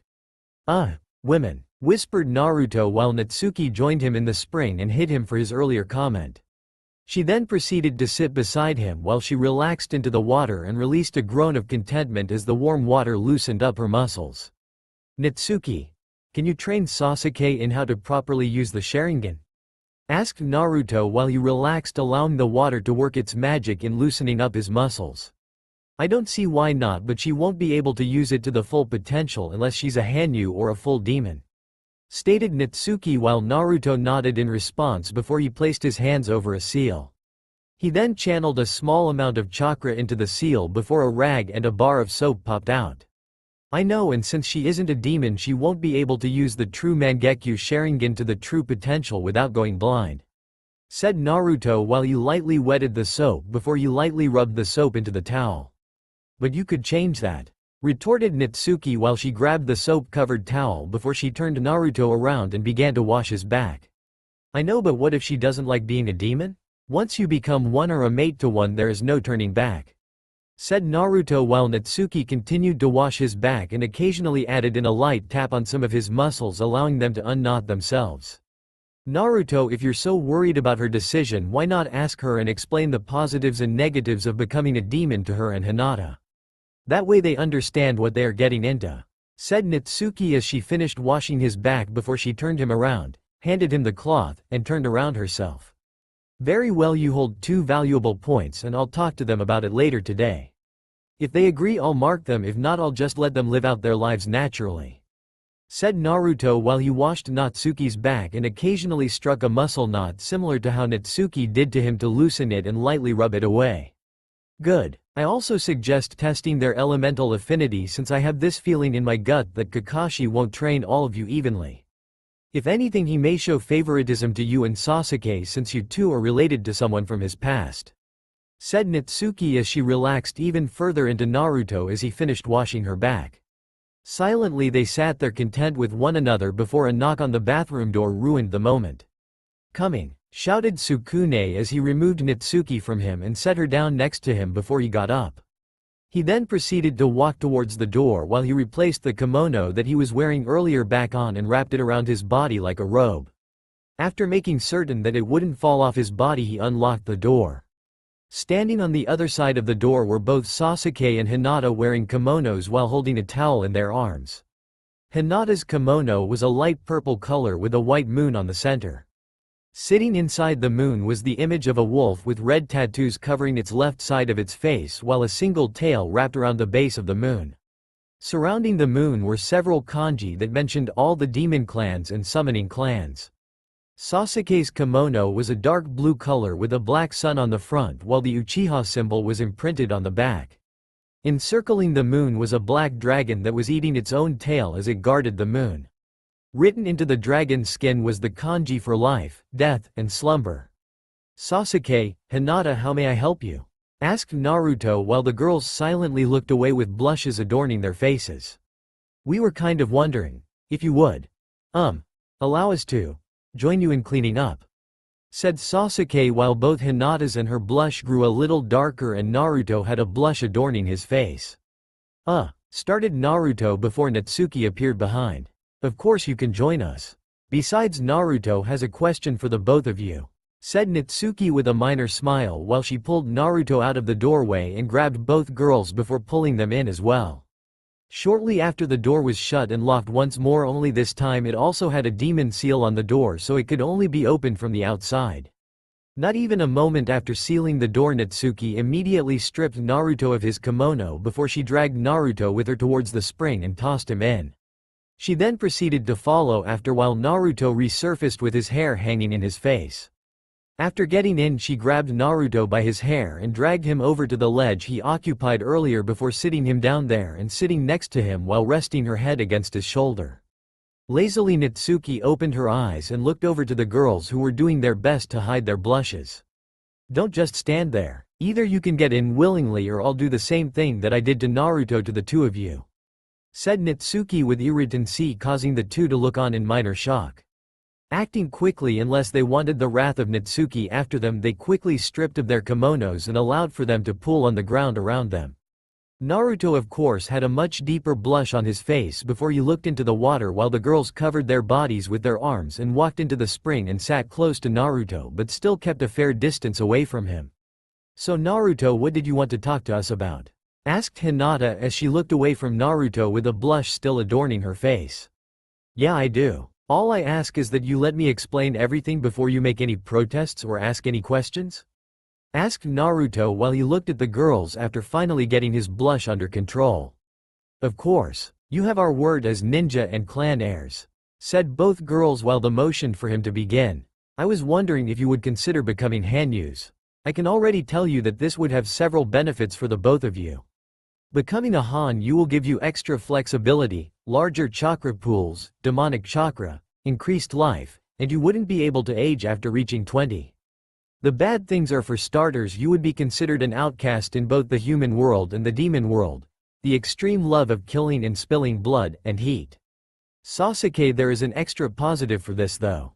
If you were to ever be able to achieve the Mangekyo Sharingan, it would deteriorate until you were left blind, but if you became a half-demon, the Mangekyo would never deteriorate. This may also have an effect on you, Hinata, for all I know, and what Natsuki knows, the extra demonic chakra may increase the power of your Byakugan and the ultimate form as well to an unknown degree," said Naruto as he took a minor breather while the two girls looked at one another. "Naruto, if you turn us into Hanyus, will we get extra features, and will this officially consider us mates in demonic terms?" asked Sasuke while curiosity and Hinata nodding in agreement. "Well, to answer your first question, yes, you will gain fox ears, tails, and claws. The demonic chakra may also slightly enhance your metabolism, which would cause you to grow slightly. As for your second question, yes, you will be considered mates in demonic terms, but you won't be officially recognized as mates until you each birth a child," said Natsuki calmly, since she had been prepared by her mother to officially take on a mate at some point in her life. "We agree," stated both the girls after a few moments, causing Naruto to look at them in confusion and shock. "What?" shouted Naruto while the girls giggled at his antics. "We said that we agree. We see nothing wrong with what you're saying, besides all the positives outweigh the negatives. Sure, we'll be considered outcasts, but then isn't everyone considered an outcast?" stated the girls without any hesitation while wearing grins of happiness. "I guess you're right, but you won't become Hanyus, you'll become full-blooded demons. Meaning certain emotions will be far easier to trigger, such as anger, jealousy, lust, envy, and pride, but if this is what you want, I won't argue. I already know that I'll lose," said Naruto with a small smile on his face, which caused everyone to break out with a smile of their own. "So how exactly will we be changed?" asked Sasuke while Hinata also paid very close attention to what was to be mentioned. "Becoming a Hanyu is different from becoming a demon. To become a Hanyu, a demon's blood needs to be injected directly into the bloodstream of a human. The only way to turn a human into a demon is to have them drink the blood of a demon, and then they have to be marked by the same demon," said Naruto without hesitation while the girls turned slightly pale but swallowed their disgust and fear. "I'll go first," offered up Hinata as she stood up, allowing for the water that hung on her body flow down. She then walked over to Naruto before she sat on his lap and held his head in her hands and stared into his endless sapphire blue eyes. Swallowing heavily, Naruto lightly cupped Hinata's face in his own hands before he pulled her face closer to his. Quickly stealing his resolve, Naruto bit down on his tongue hard enough for blood to be drawn before he allowed for it to pool in his mouth. Once he had enough, he quickly kissed Hinata on the lips while he gently coaxed her into opening her mouth. Luckily, he didn't need to wait long before Hinata lightly moaned into the kiss, opening her mouth wide enough for Naruto to slip his tongue into her mouth and allow for blood to flow along his tongue into Hinata's mouth. Shortly after, all the blood was either in Hinata's mouth or in her throat as Naruto released her from the kiss with only a thin string of blood-colored saliva connecting them before he gently pushed Hinata's head back, exposing her neck to him.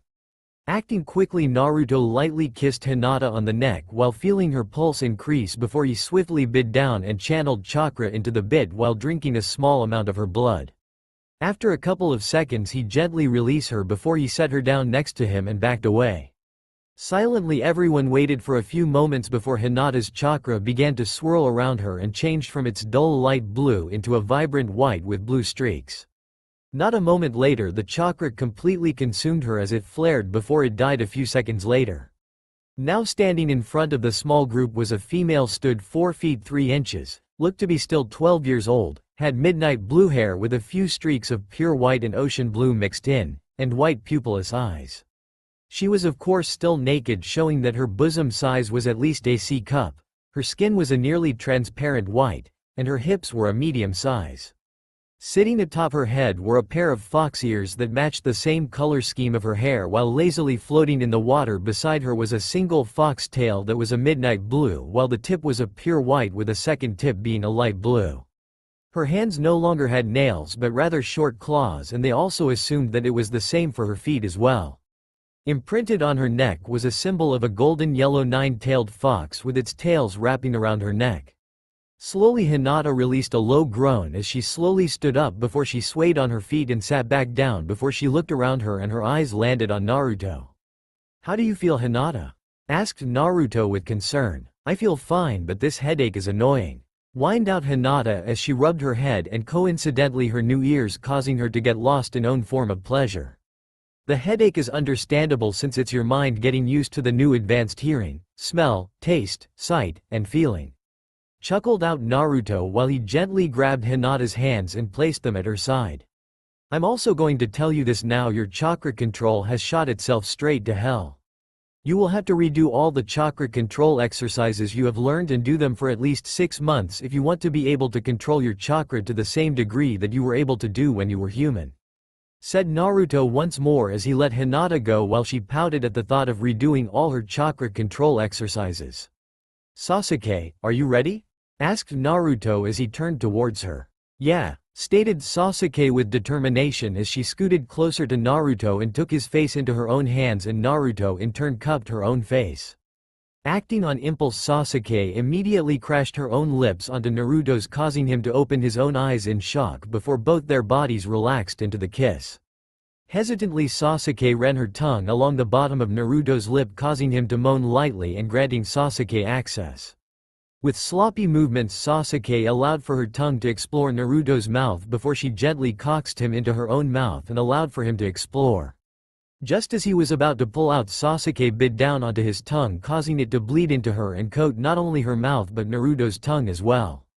After she felt she had a significant amount of Naruto's blood, she released him with only a thin string of bloody saliva linking them. Not a second after she released him, Naruto had immediately started to assault her bare neck with light passes of his tongue before he lingered on a pulse point and bit down and channeled his demonic chakra into her while drinking a small amount of her blood. Shortly after he gently released her before she was consumed in a deep blue flame with small red spots mixed in before it died down. Now standing before the group was a young female that was also no older than 12 years of age, had black hair with blue streaks running through it that reached to her mid-back and red tips. Her eyes were a coal black with a thin, almost transparent red streak running through the center, and she stood 4 feet 5 inches, and she was also slightly more built with her muscles showing, giving her an athletic build. She was of course wearing nothing, so everyone was able to tell she had at least a C cup if not nearly a D cup bust and wide hips. Sitting atop her head were a pair of fox ears that were a slightly dark blue with red tips that matched her hair.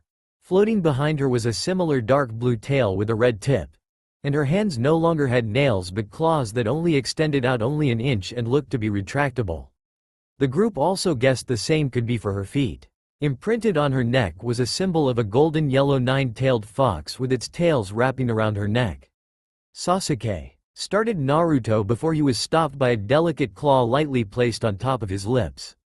"I'm alright, Naruto. Unlike Hinata, I've continuously channeled chakra into some of my senses so that I was prepared to run away from the hordes of hormone-driven fangirls that I once had," said Sasuke before she removed her finger from Naruto's lips and lightly kissed him before she released him. Not a moment after she released him he was turned around before his lips were once again assaulted, only this time by Hinata.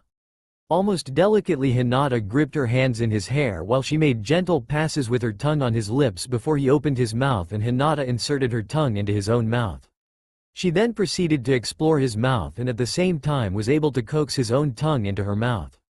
The second his tongue entered her mouth, Hinata allowed for him to explore her own mouth and leaned in further into the kiss when he passed over a particular spot in her mouth. Sadly, the kiss had to be cut short because of a necessity called oxygen. Even as they pulled apart, they were breathing heavily before tears of blood began to fall from Naruto's eyes. "I don't understand. How can you love someone like me? You could have all found someone better, yet you chose me? Why?" asked Naruto as tears of blood continued to fall from his eyes while both Hinata and Sasuke gently hugged him while they lightly licked away his tears. "Naruto, we love you because you've had the whole village against you, yet no matter what they did to you, you would ignore it and continue on with your life. Once you finally had enough, you took a stand for not only for your own revenge but also for how the village would mistreat anyone who became your friend, and despite what you have become you have remained humble. You don't flaunt your power like the Hyuga and Uchiha do, but you rather hide yourself and make yourself seem weak so that people would underestimate you. Even now you hide your true power and are humble, something not even the village will understand," said both Hinata and Sasuke without hesitation while Natsuki just hugged Naruto from behind. "Thank you," whispered Naruto while his tears slowed before they finally stopped, but even still the girls wouldn't stop licking his cheeks. Girls have stopped crying, so you don't need to continue licking my face," said Naruto while the girls gave him one last lick before they just curled up into Naruto and rubbed their heads into his chest. "You know that we have about an hour to get to the training grounds so that we can take our test against Kakashi," said Naruto, causing the girls to look up at him lazily before they closed their eyes once more. "I don't really see the big deal, after all he was late 3 hours the other day," said Sasuke with a calm and relaxed tone. "Which possibly means that he is late to everything by at least 3 hours," stated Hinata also with a calm and relaxed tone. "It doesn't matter, he is still our Jonin-sensei, and think of it like this. If he is late every day by at least 3 hours, we can use that time for me to help you train in using your demonic chakra. Although I think I forgot to mention something when I mentioned the changes you would undergo," said Naruto with a thoughtful expression while the girl's eyes twinkled with joy at the thought of training with Naruto. "Oh well, I guess it was nothing," said Naruto before he was yanked out of the spring by two extremely happy girls. He was then thrown in front of the sink while the girls quickly brushed, flossed, and rinsed their mouths before they left the room in a burst of speed, completely ignoring the door and running through it. Naruto of course stood there looking the 2 holes in his door before he just hung his head in defeat, and Natsuki laughed at him. "What Kami did I piss off to have this happen to me?"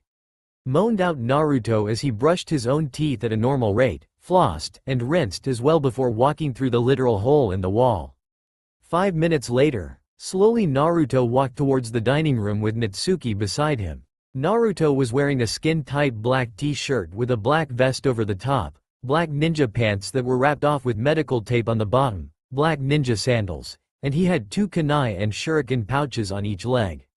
On the back of the vest was the typical Uzumaki spiral design, but surrounding it were 9 tails, 3 which were a golden color while the rest were a deep crimson. He was also carrying a scroll on his back that was a deep crimson and had a golden border. Natsuki was also wearing a skin-tight shirt, only hers was a dark crimson nearly bordering on black color. On top of the shirt was a dark crimson vest, dark crimson ninja pants that were wrapped off with a crimson-colored medical tape at the bottom, crimson ninja sandals, and she had 2 senbon pouches and a sword strapped to her back. The vest had the same design as Naruto's. The sword on the other hand was resting gently against her back with the help of chakra. The sword's hilt was designed to be a 9-tailed fox with the blade coming out of the mouth, and the blade itself shone like new, making it seem as if blood never touched it. "Natsuki, you never officially answered why you like me, care to explain?" asked Naruto as he slowed his steps a bit while Natsuki also slowed and looked at the ground almost in shame. "Naruto, you by all rights should be dead if not emotionally broken, yet here you are still standing and growing stronger. No demon half or full-blooded could ever go through what you have. If any did, they would commit suicide to escape the pain. I know you tried a few times before meeting Mutsume only to have them fail, but even that didn't stop you. You realized that it wasn't your time or someone else cared enough to stop you. Even now with the power to obliterate this village you chose not to because this is your home no matter what they put you through," said Natsuki as she stopped a few sentences in and Naruto kept walking before he stopped as well. "Certainly there must have been better suitors waiting for you back home," said Naruto as he looked back at Natsuki. Naruto, most demonic suitors flaunt their own power and drag whatever starstruck fangirl into bed. Hell, most demonic men cheat on their own wife. The only time that a man wouldn't is if he has multiple mates. You would on the other hand remain loyal only to those who you decided deserved to become one of your mates. That's why I chose you," said Natsuki as she remained rooted to the spot she stopped and looking at the ground. "Guess that is true. I would only be loyal to those who were my mates," said Naruto with a smile while he walked up to Natsuki. Once he was in front of her he gently grabbed her chin and forced her to look at his lightly smiling face before he gently kissed her. It of course didn't last long before he removed himself and swiftly bit down on her left cheek and channeled chakra into the bite. Shortly after he released her while a tattoo of a golden kitsune sat on her cheek while its tails gently waved behind it and wrapped around her left eye socket.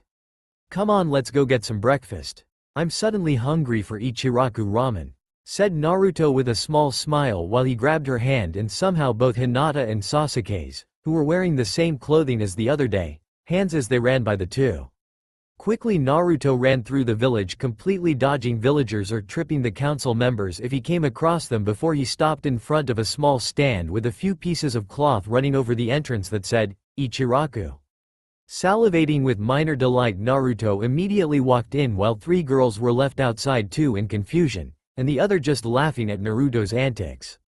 "Come on. If we don't hurry Naruto will possibly eat the stand out of food before we can even have any," said Natsuki as she entered the stand with Hinata and Sasuke following after.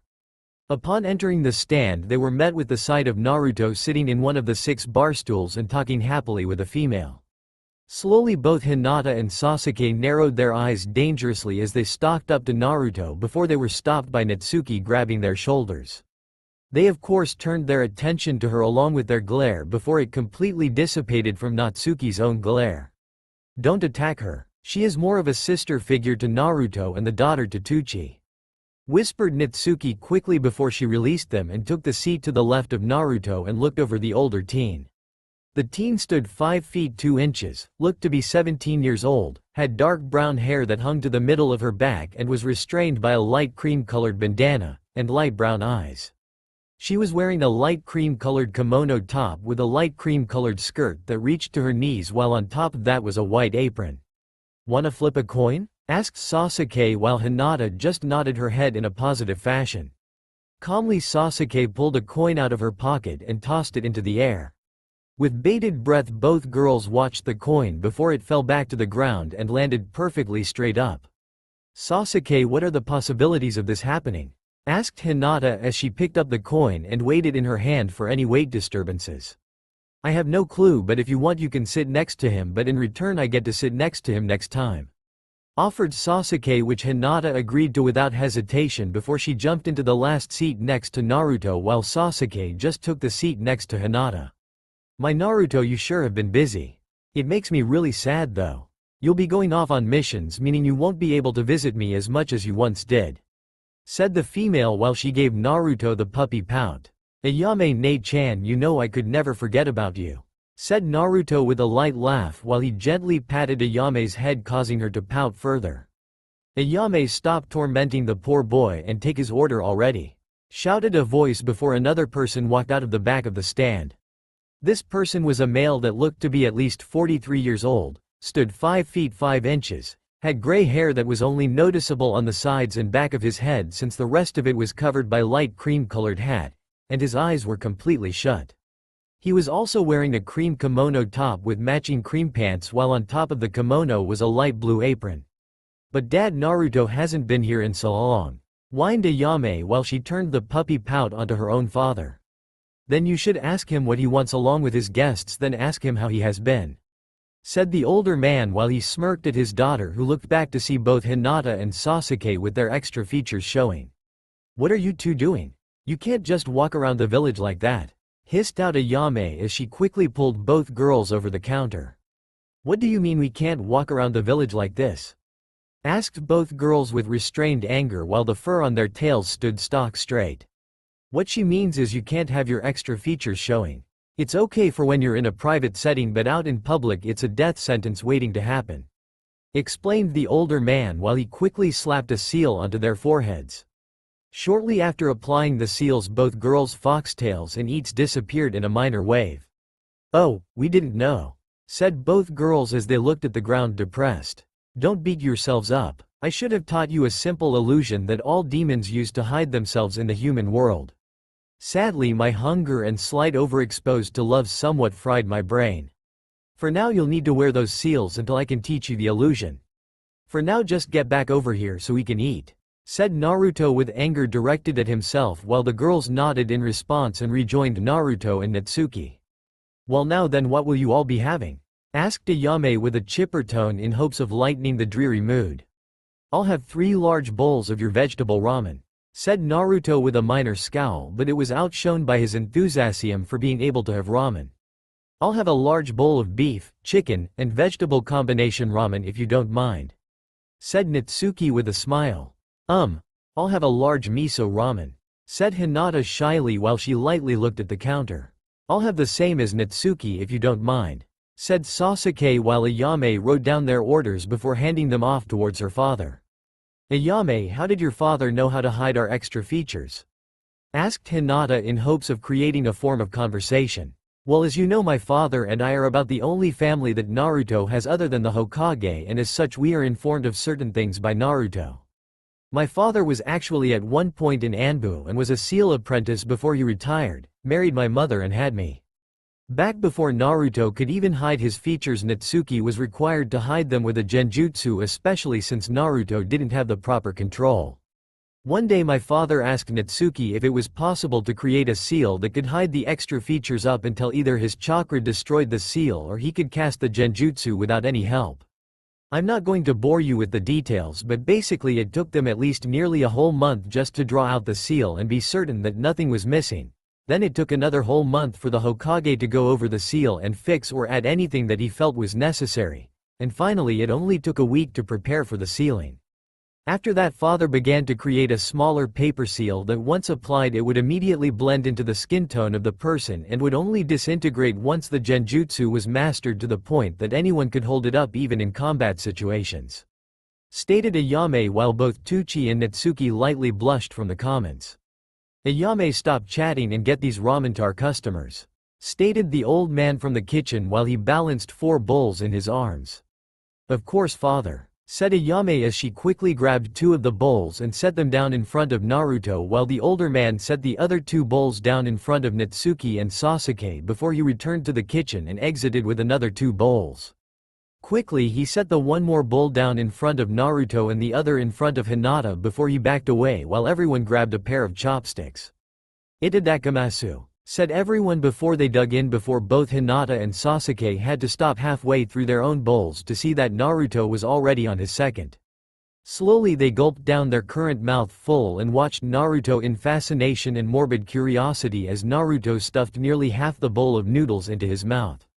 Silently they looked back to their bowls and just ate at a similar pace, only slightly more dignified. Thanks for the ramen, old man and Ayame Ne-chan, said Naruto while both Hinata and Sasuke just started to drink the broth before they set their bowls down onto the counter with a gentle clink. No problem, Naruto, just promise to come by more often and tell us about what is going on, said Ayame as she picked up his 3 bowls, Natsuki's, Hinata's, and Sasuke's bowl before she shoved them off to her father, who just so happened to walk out from the back door. We'll be certain to stop by after every mission, Ayame-san, said both Hinata and Sasuke as they got out of their seats. Please just call me Ayame or Ne-chan. After all, you are going to be 2 of Naruto's wives, said Ayame while she gave them a small wink with a small laugh as Naruto and Natsuki left the stand. Oh, okay, Ayame, said both girls once more before they followed after Naruto and Natsuki. Luckily it didn't take them long to catch up to the 2 others before they were off towards the 7th training grounds while talking over what the test would be. If you ask me, it may be a test of skill so he can see how we rank, how we react in combat, and possibly to the death of a teammate," said Sasuke while the others listened while they thought over what the test was. It could also be a test of teamwork to assure that we wouldn't abandon a comrade in the thick of battle. That was what the foundation of Konoha was built upon, said Hinata as she held a few points in her saying. "If you ask me, it will be a combination of the two," said Naruto as they stopped on a small bridge that went over a small creek into the training ground. The training ground was a large open space with another creek on the other side of the grounds, while both the left and right side were covered with forest. In front of the right forest were 3 logs which were firmly planted in the ground, while behind them was a black stone with several names imprinted on the surface. Standing in front of the stone was Kakashi. "Hey Kakashi-sensei!" shouted Sasuke, completely forgetting about Hinata, Naruto, Natsuki, and her own advanced hearing, which pretty much floored them. Silently Kakashi turned to them before a small eye smile stretched on his only noticeable portion of his face before he flash-stepped so he was in front of his team. "Good morning, team. Are you ready for your test?" asked Kakashi while everyone slowly stood back up while lightly nodding their heads. "Good. Now then, your test is simple. All you have to do is get these 2 bells from me before this timer goes off directly at noon," said Kakashi as he pulled out 2 bells from his back pouch and then a small clock that showed it was clearly 11 o'clock. Not a second after, he quickly flash-stepped so he was standing beside the 3 posts. He then proceeded to set the clock down before tying the 2 bells onto his waist. Kakashi-sensei, what happens if we don't get a bell, and why are there only 2? asked Hinata while she mentally went back to what she said about the test being about teamwork. "Well, if you don't get a bell before the timer goes off, you will be tied to one of these posts, while the other 2 of you will be allowed to have one of the 2 lunches I packed for you. Also, if you don't get a bell, you will be sent back to the Ninja Academy. Oh, and one last thing, come at me with the intent to kill. Now then, 3, 2, 1, to Takai," stated Kakashi while everyone immediately jumped into the surrounding scenery, all except for Naruto. Well, it seems that they have hiding down, although Naruto could use some work," thought Kakashi while he gently slid 2 kunai out from his sleeves and quickly put them into a reverse grip. "Here I come, Kakashi-sensei," whispered Naruto before 4 more of him popped into existence beside him. Calmly Naruto lifted his hand before he brought it down in a downward strike along with a blade of wind that traveled straight towards Kakashi, causing his single eye to widen as he jumped out of the way just barely in the nick of time. Not a moment later, he felt something strike him from behind, sending him flying towards the forest just as several kunai and shuriken came flying towards. Quickly thinking on the fly, Kakashi replaced himself with a Naruto clone that was close to the real Naruto. Running on autopilot, Kakashi then grabbed Naruto's shirt collar before following it up with 3 quick knees to his stomach before spinning him and letting go of him. Slowly Kakashi released a silent breath before he had to jump to the left to dodge a fireball that blew up where he formerly stood, while also sending boulders flying into the air. Not a moment later, Natsuki appeared behind the boulders before she just lightly tapped them and sent them flying straight towards Kakashi, forcing him to quickly replace himself with a poor defenseless log that was crushed into kindle. "They're really aiming to kill me," thought Kakashi before he had to grab a wrist and quickly pinned the person to the ground while he held his knee to the back of her head. Patience is a ninja's greatest ally," said Kakashi. "So is deception, Kakashi," replied the girl before she puffed out of existence and the place around him wavered lightly before completely dispelling. The area was the same except for the fact he couldn't detect his students' chakra signatures. Lightly getting up, he cautiously walked towards the middle of the field and looked around in hopes of noticing something out of place. "Ninja art. 10,000 years of death," lightly whispered Naruto as he rose up out of the ground behind Kakashi with his hands in the Taurus symbol before he shoved them up into his ass and released the chakra. The result was rather comical since the only part of Kakashi that could be seen was his right eye, and it seemed to show a combination of surprise, shock, horror, and fear all mixed into that one area before he was sent flying towards the creek before he landed in it. It only took him a couple seconds to resurface, but by that time Hinata had already walked towards the water with the devil's smile on her face. "Water style. Multi-water dragon jutsu," stated Hinata as 7 dragons made of water surrounded Kakashi with their deep yellow eyes glaring down at Kakashi. Not wasting a minute, Kakashi immediately jumped into the air, knowing that the dragons couldn't reach him up there before his eyes widened in shock as all the dragons started to fire human-sized water bullets at him. Kaden. Grand Fireball Jutsu. Stated Kakashi as he quickly preformed the hand signs, removed his mask slightly before breathing out a large fireball. Futon. Great Breakthrough. Said Kakashi once more as winds came from behind him and struck the fireball, increasing its heat and size before it stuck the water balls, creating a minor explosion. Kakashi then proceeded to dive back down to the surface, only to have to dodge water dragons as they aimed to strike him. Faintly while dodging one of the water dragons, he caught sight of Hinata ordering the dragons with a single act of pointing her finger at him. He, of course, in his moment of distraction, was struck by one of the water dragons, completely soaking him and making him land in small puddles.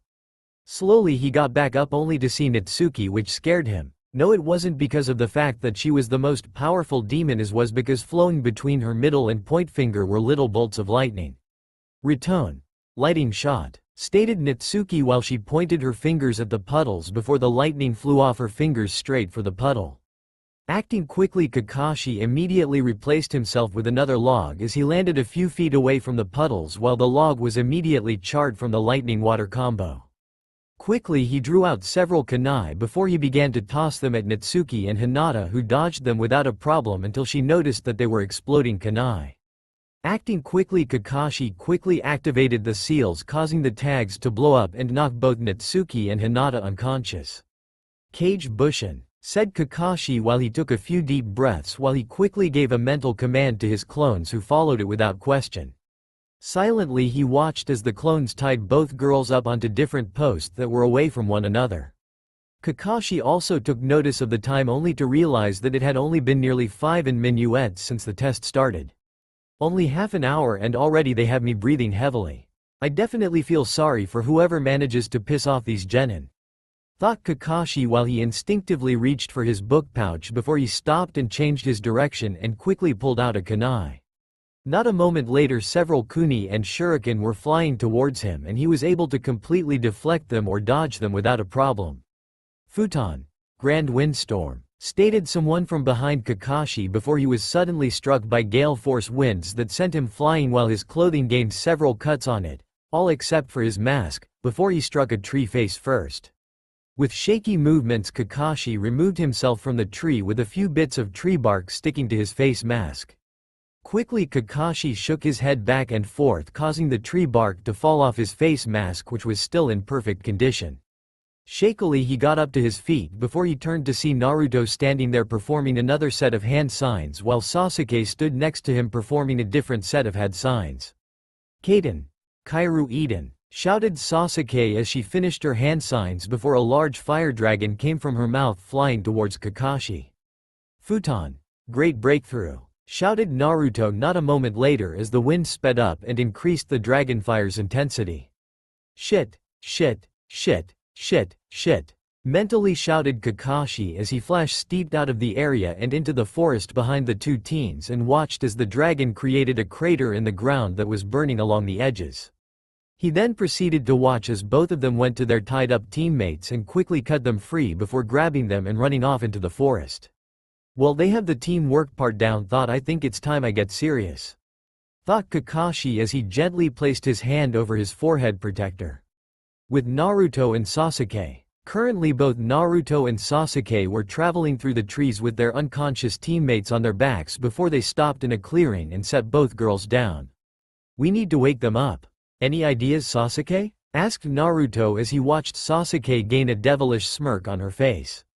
He then watched as Sasuke bent down until her face was even with Hinata's before she gently pressed her lips against Hinata's while gently rubbing her cheek with her hand. Naruto was of course wide-eyed with a blush coating his face before he turned around and attempted to not watch. I think I'll stick with smelling salts, said Naruto while he walked towards Natsuki's prone form and pulled out a small vial.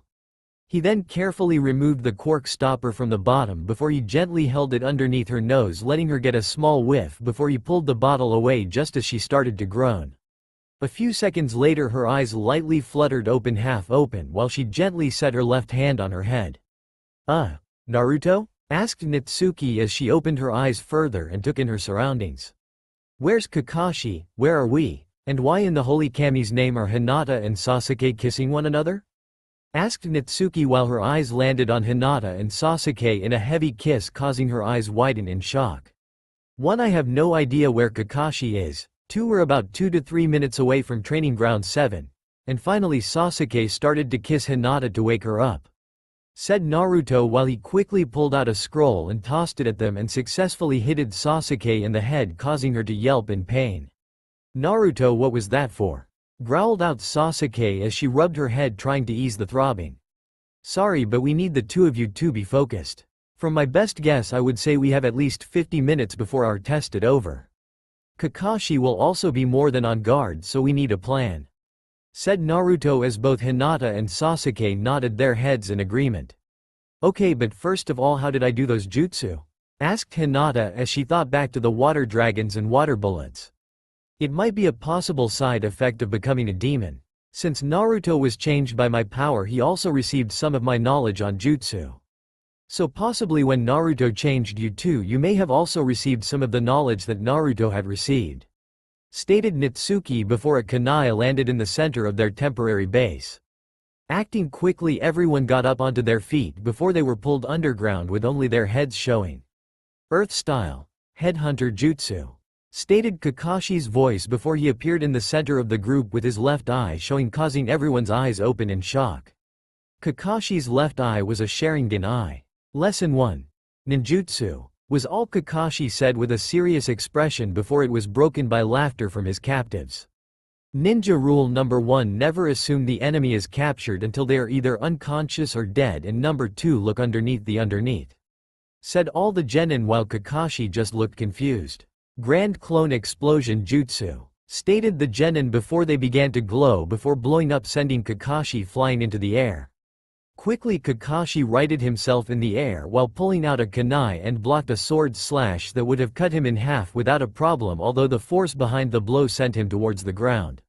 When he was about to strike the ground, he quickly landed on his hands before backflipping a few times and jumped into a tree just as several copies of Naruto popped out of the ground, attempting to give him several uppercuts to his jaw. Lesson 2.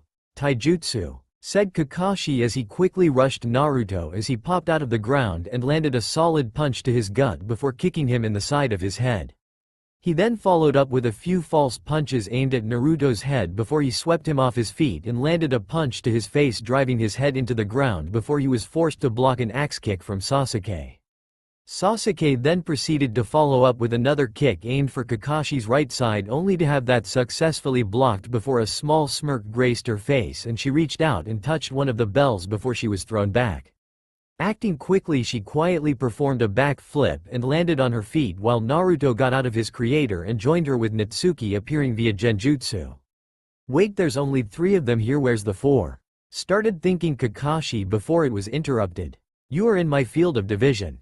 8 trigram seal, 64 palm. Stated Hinata's voice from behind him.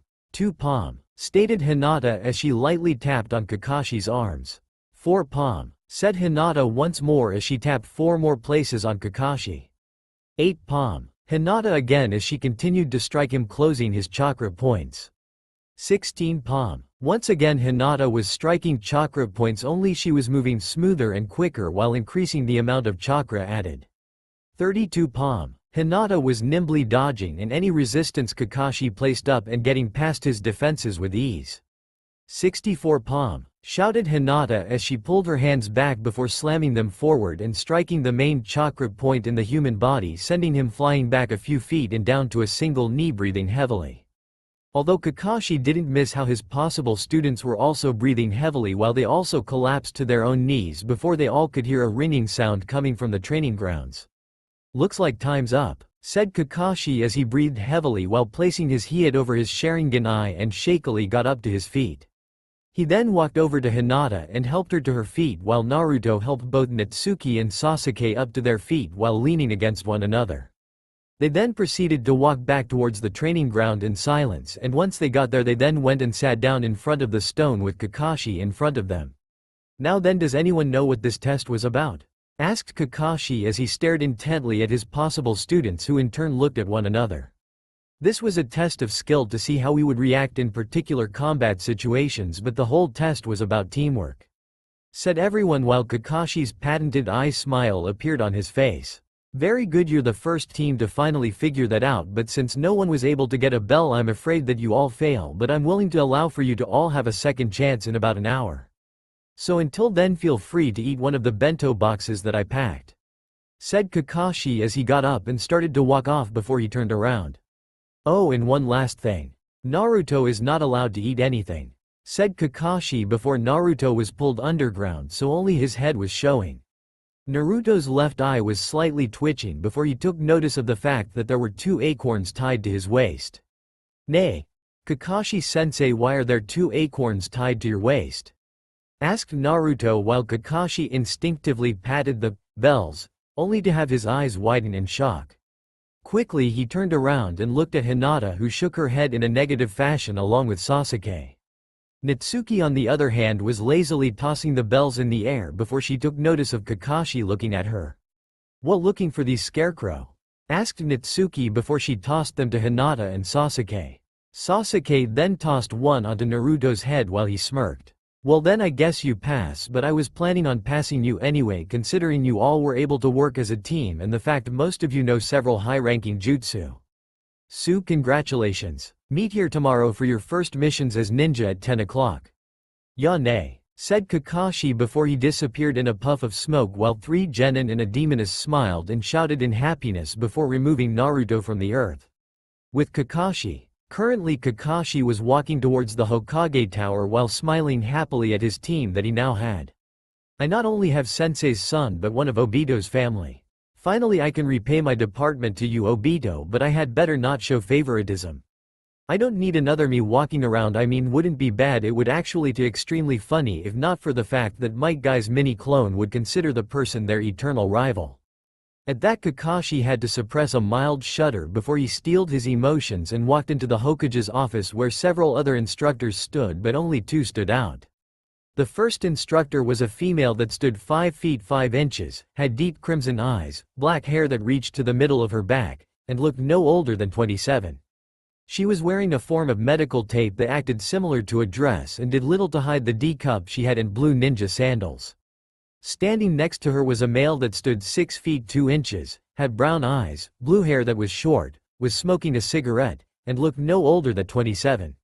He was wearing a green Jonin vest over a blue long-sleeve shirt, blue pants with a shuriken and kunai pouch, and blue ninja sandals.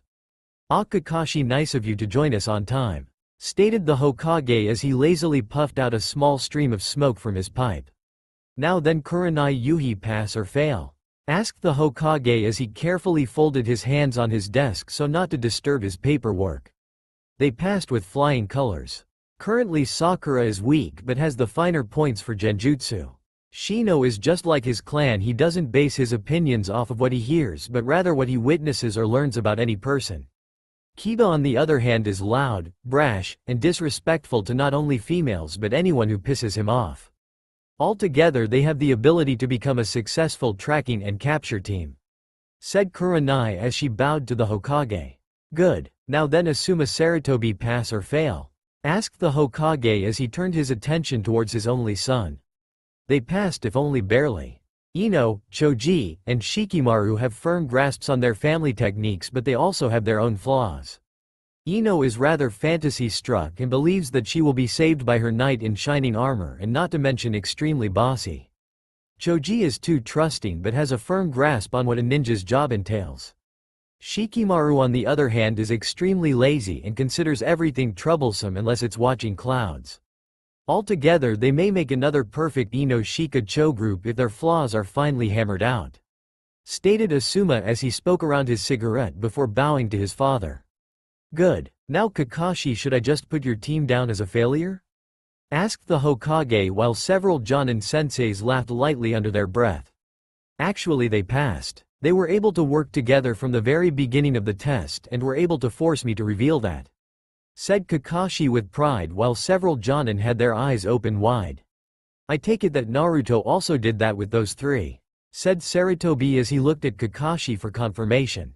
"I do believe he did change them. I was able to catch the seal array on them from time to time." Now then, if you excuse me, I need to think up a training regime for those three," said Kakashi as a slow dark chuckle rose from deep within his chest. Nervously all the Jonin stepped back while looking at the Hokage. "Just don't overdo it. After all, we don't need to kill them, Kakashi," replied the Hokage with some mirth while Kakashi gave a simple nod of the head as he walked out of the office. 3 weeks later. This is Moon Angel, approximate distance from target is 5 meters. This is Ice Queen, same distance from target. This is Solar Flare, currently above the target. By the way, next time I'm choosing the code names Kakashi. Good, you now have permission to engage the target, and Naruto, don't tell me what to do," said Kakashi before Naruto fell from a tree right above the target, and was able to successfully grab it. "Hey, got ya," smirked out Naruto. "Is there a red ribbon on the right ear with the name of Tora on it?" asked Kakashi via headset. "Yep, excellent work, Naruto. Now join up with your teammates and proceed to consider this mission complete," said Kakashi over a small earpiece while Naruto just nodded in response and proceeded to the meeting point. When he reached the meeting point, he noticed both Hinata and Sasuke sitting on the ground while Kakashi was reading a brand new Icha Icha Paradise book. "One fully captured cat ready for delivery," said Naruto as he proudly presented a log. Naruto, that's a log," said Kakashi as he looked at the log in Naruto's hands. Naruto of course was looking at it with horror before he heard something meowing at him. Cautiously everyone looked into a nearby tree to see the target walking upside down on a branch while taunting them. "Kakashi, is that cat walking on a tree branch upside down?" shouted Sasuke as she pointed a perfectly sharpened claw at said cat. "It would appear so, although my question is on how long it has been able to do this. Especially since I remember having to chase this same cat and it was never able to do something like this," said Kakashi while his only good eye began to twitch in annoyance. "Team, I'm authorizing the means of anything to catch that cat," stated Kakashi while everyone started to pull out kunai, shuriken, ninja wire, and several other things. Tora of course just stuck its tongue out at them before it started to jump off towards Konoha. "Get that cat," shouted Kakashi as his team took off after the cat and were able to find it after a few minutes laying out in sunlight just relaxing. Slowly evil little grins plastered themselves onto the three genins' faces while they silently pulled out some more kunai with ninja wire on them before they let them go and wrap the cat in the ninja wire. Once all the wire was constricting the cat, the team jumped down and quickly tied it up so it was hanging upside down on a stick before they successfully marched back to their sensei. "Okay, this time I believe that we have it," stated Naruto as he along with the other two meet up with Kakashi once more. Where is it?" asked Kakashi as he looked at the cut ropes on the stick while the genin could only stare at the stick with annoyance while they stared back into the forest to see the cat laughing at them. Silently all the genin looked at one another before they took off running after the cat with Kakashi following them. Tora of course just started to run through the forest, running through hollowed out logs, in between closely grown trees, and across a small river before Hinata finally caught up to it only to get her foot caught in a deer trap and leaving her hanging in the air while Naruto and Sasuke continued after the cat. The next person to nearly catch the cat was Sasuke as she had successfully caught a hold of its tail only for it to perform a substitution with Hinata, so Sasuke's hand was groping Hinata's butt, which caused Naruto to turn a deep shade of red while Kakashi just giggled perversely. That was before both Hinata and Sasuke gave him a good punch to his jaw, that was chakra enforced, and sent him flying while screaming pervert. Naruto of course grabbed both girls by their shoulders before he pulled them back to where Hinata once hung before stopping short. Standing at the water's edge was Tora, who was lightly lapping at the water. Slowly Naruto motioned for the girls to stay put before he silently crept up on Tora before he pounced on Tora and successfully captured it once more. "You aren't going anywhere this time," stated Naruto before he was suddenly shocked by lightning and dropped Tora, who was bristling with electricity while it flashed a devious smile. Shortly after, Tora released a bolt of electricity from its mouth at Naruto that sent him flying back towards Hinata and Sasuke. With angry glares the girls stared at the cat, who was still glowing lightly with static before it completely disappeared. "Sweden. Water prison jutsu," stated Kakashi as a sphere of water entrapped the cat while Kakashi's left had remained in the prison. Kakashi-sensei let go of the jutsu. shouted both girls while Kakashi looked at them with confusion before he was shocked by lighting, and with him standing in water while holding a water prison only made it worse. After a few seconds the water prison was completely gone, while Kakashi could best be described as a well-charred piece of meat, while he was also covered with a small amount of soot. "Oh, look at all the pretty naked women," slurred out Kakashi as he released a small puff of smoke from his mouth before falling over and being carried away by the river. Both Hinata and Sasuke couldn't decide whether to help out their sensei or leave him as he was because of what he said as they watched the river carry him away. While they watched him, they were also able to hear the sound of a metal door meeting against plastic before they turned their attention to Tora, only to see Naruto standing there with Tora successfully locked inside a plastic pet cage. "We are never taking this mission ever again," said Naruto with seriousness, while the girls nodded in agreement before they headed off towards the village. Hokage's office. "Here you are, old man.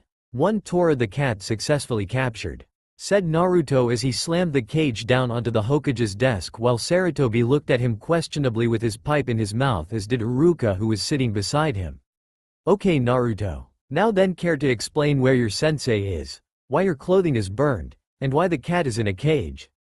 asked the Hokage as he removed his pipe and looked at the three. "Last time we saw Kakashi, he was taking a minor nap in a river. As for the other two, you wouldn't believe me even if I showed you," said Naruto, while the Hokage gave him the look that said, "Try me." That cat was able to use chakra and used a Raiden jutsu on Naruto and Kakashi, said Sasuke as she glared at the caged animal. Almost as if sensing the glare, the cage began to jump, shake and rattle. "I hardly doubt that Tora could do that.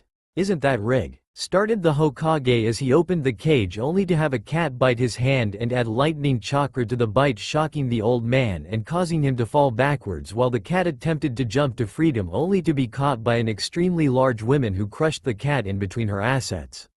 "Oh my baby Tora, those mean ninja didn't hurt you now, did they?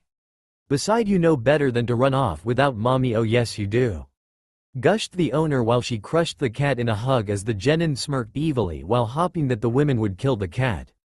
"Here you go Sarutobi, the money for the mission," said the woman as she set the money on his desk before walking out of the room while still crushing the life out of the cat.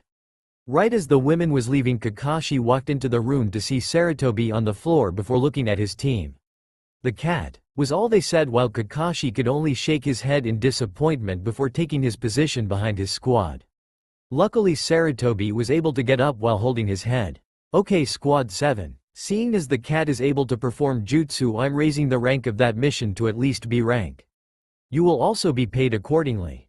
Now then, I'm certain that you'll also want another mission. Right now we have babysitting the chief counselor's 3-year-old, helping his wife to do the shopping, digging up potatoes," started Sarutobi while he read the mission's awful list before being interrupted by a cat's squeal and the women from before running back into the office. "Sarutobi, my poor Tora-chan has just run off once again," said the woman before she ran out of the room. "Or catching Tora the cat for the 3rd time this week," finished the 3rd Hokage with a sigh. "No way. I'm a ninja, not some fucking babysitter, farmer, or animal control. I'm supposed to be a killer," stated Naruto in defiance. "How dare you Naruto? You're just a brand new genin with no form of combat experience. How do you plan on protecting yourself of your teammates if you're outnumbered?" shouted Iruka as he slammed his hands against the desk. "Iruka, I'm not human and neither are they," said Naruto as the girls removed their genjutsus, showing their extra appendages. "It seems you don't understand the understanding of the tasks you've been given. Listen, many different kinds of requests come into our village every day. From simple babysitting to assassinations. These requests are carefully recorded, analyzed, then ranked A, B, C, or D depending on their difficulty. We ninja are also ranked by ability. Hokage at the top, Jonin, Chunin, and Genin at the bottom. At the highest level we select the missions and assign them to ninja who have the appropriate skill and experience, and if the mission is successful we receive a fee that supports our village and our work. Since you're untried genin just starting down the shinobi path, you are given D-rank missions of course," explained the Hokage before he took notice of Naruto not even paying attention. "Anyway, I was thinking of trying the tanktatsu ramen today. What about you Hinata and Sasuke?" asked Naruto as he completely ignored the Hokage. Sounds really good. Maybe we should just see if Ayame and Tucci would be willing to make a bowl large enough for all of us to eat out of. Suggested Hinata while Kakashi listened in. Silence, shouted the Hokage as he stared down all four ninja in front of him. Oh, sorry, said Kakashi as he rubbed the back of his head and eyes smiled at the Hokage. Listen old man, I'm not asking for a B-rank mission. I just want one that will get me out of these walls for a few weeks. Is that so much to ask? Said Naruto as he stared down the Hokage. For a few minutes nothing was said as the two shinobi stared at one another before the old Hokage released a sigh. Fine, I'll give you a simple C rank. The mission is to escort Tazuna back to Wave Country while guarding him from bandits there and while he works on a bridge. Iruka, please go get Tazuna-san, said the Hokage as he replaced his pipe in his mouth before it broke in half. After a few moments all three Genin and Kakashi had to cover their noses as they were assaulted by the scent of very cheap sake before the door opened up. What the? I pay you good money and all I get are a whole bunch of little snot-nosed kids, said the person that walked in before he took a long swig of his sake, allowing for everyone to take in his appearance. The man stood roughly around 5 feet 8, had short gray hair, black eyes with glasses over them, and looked to be 59.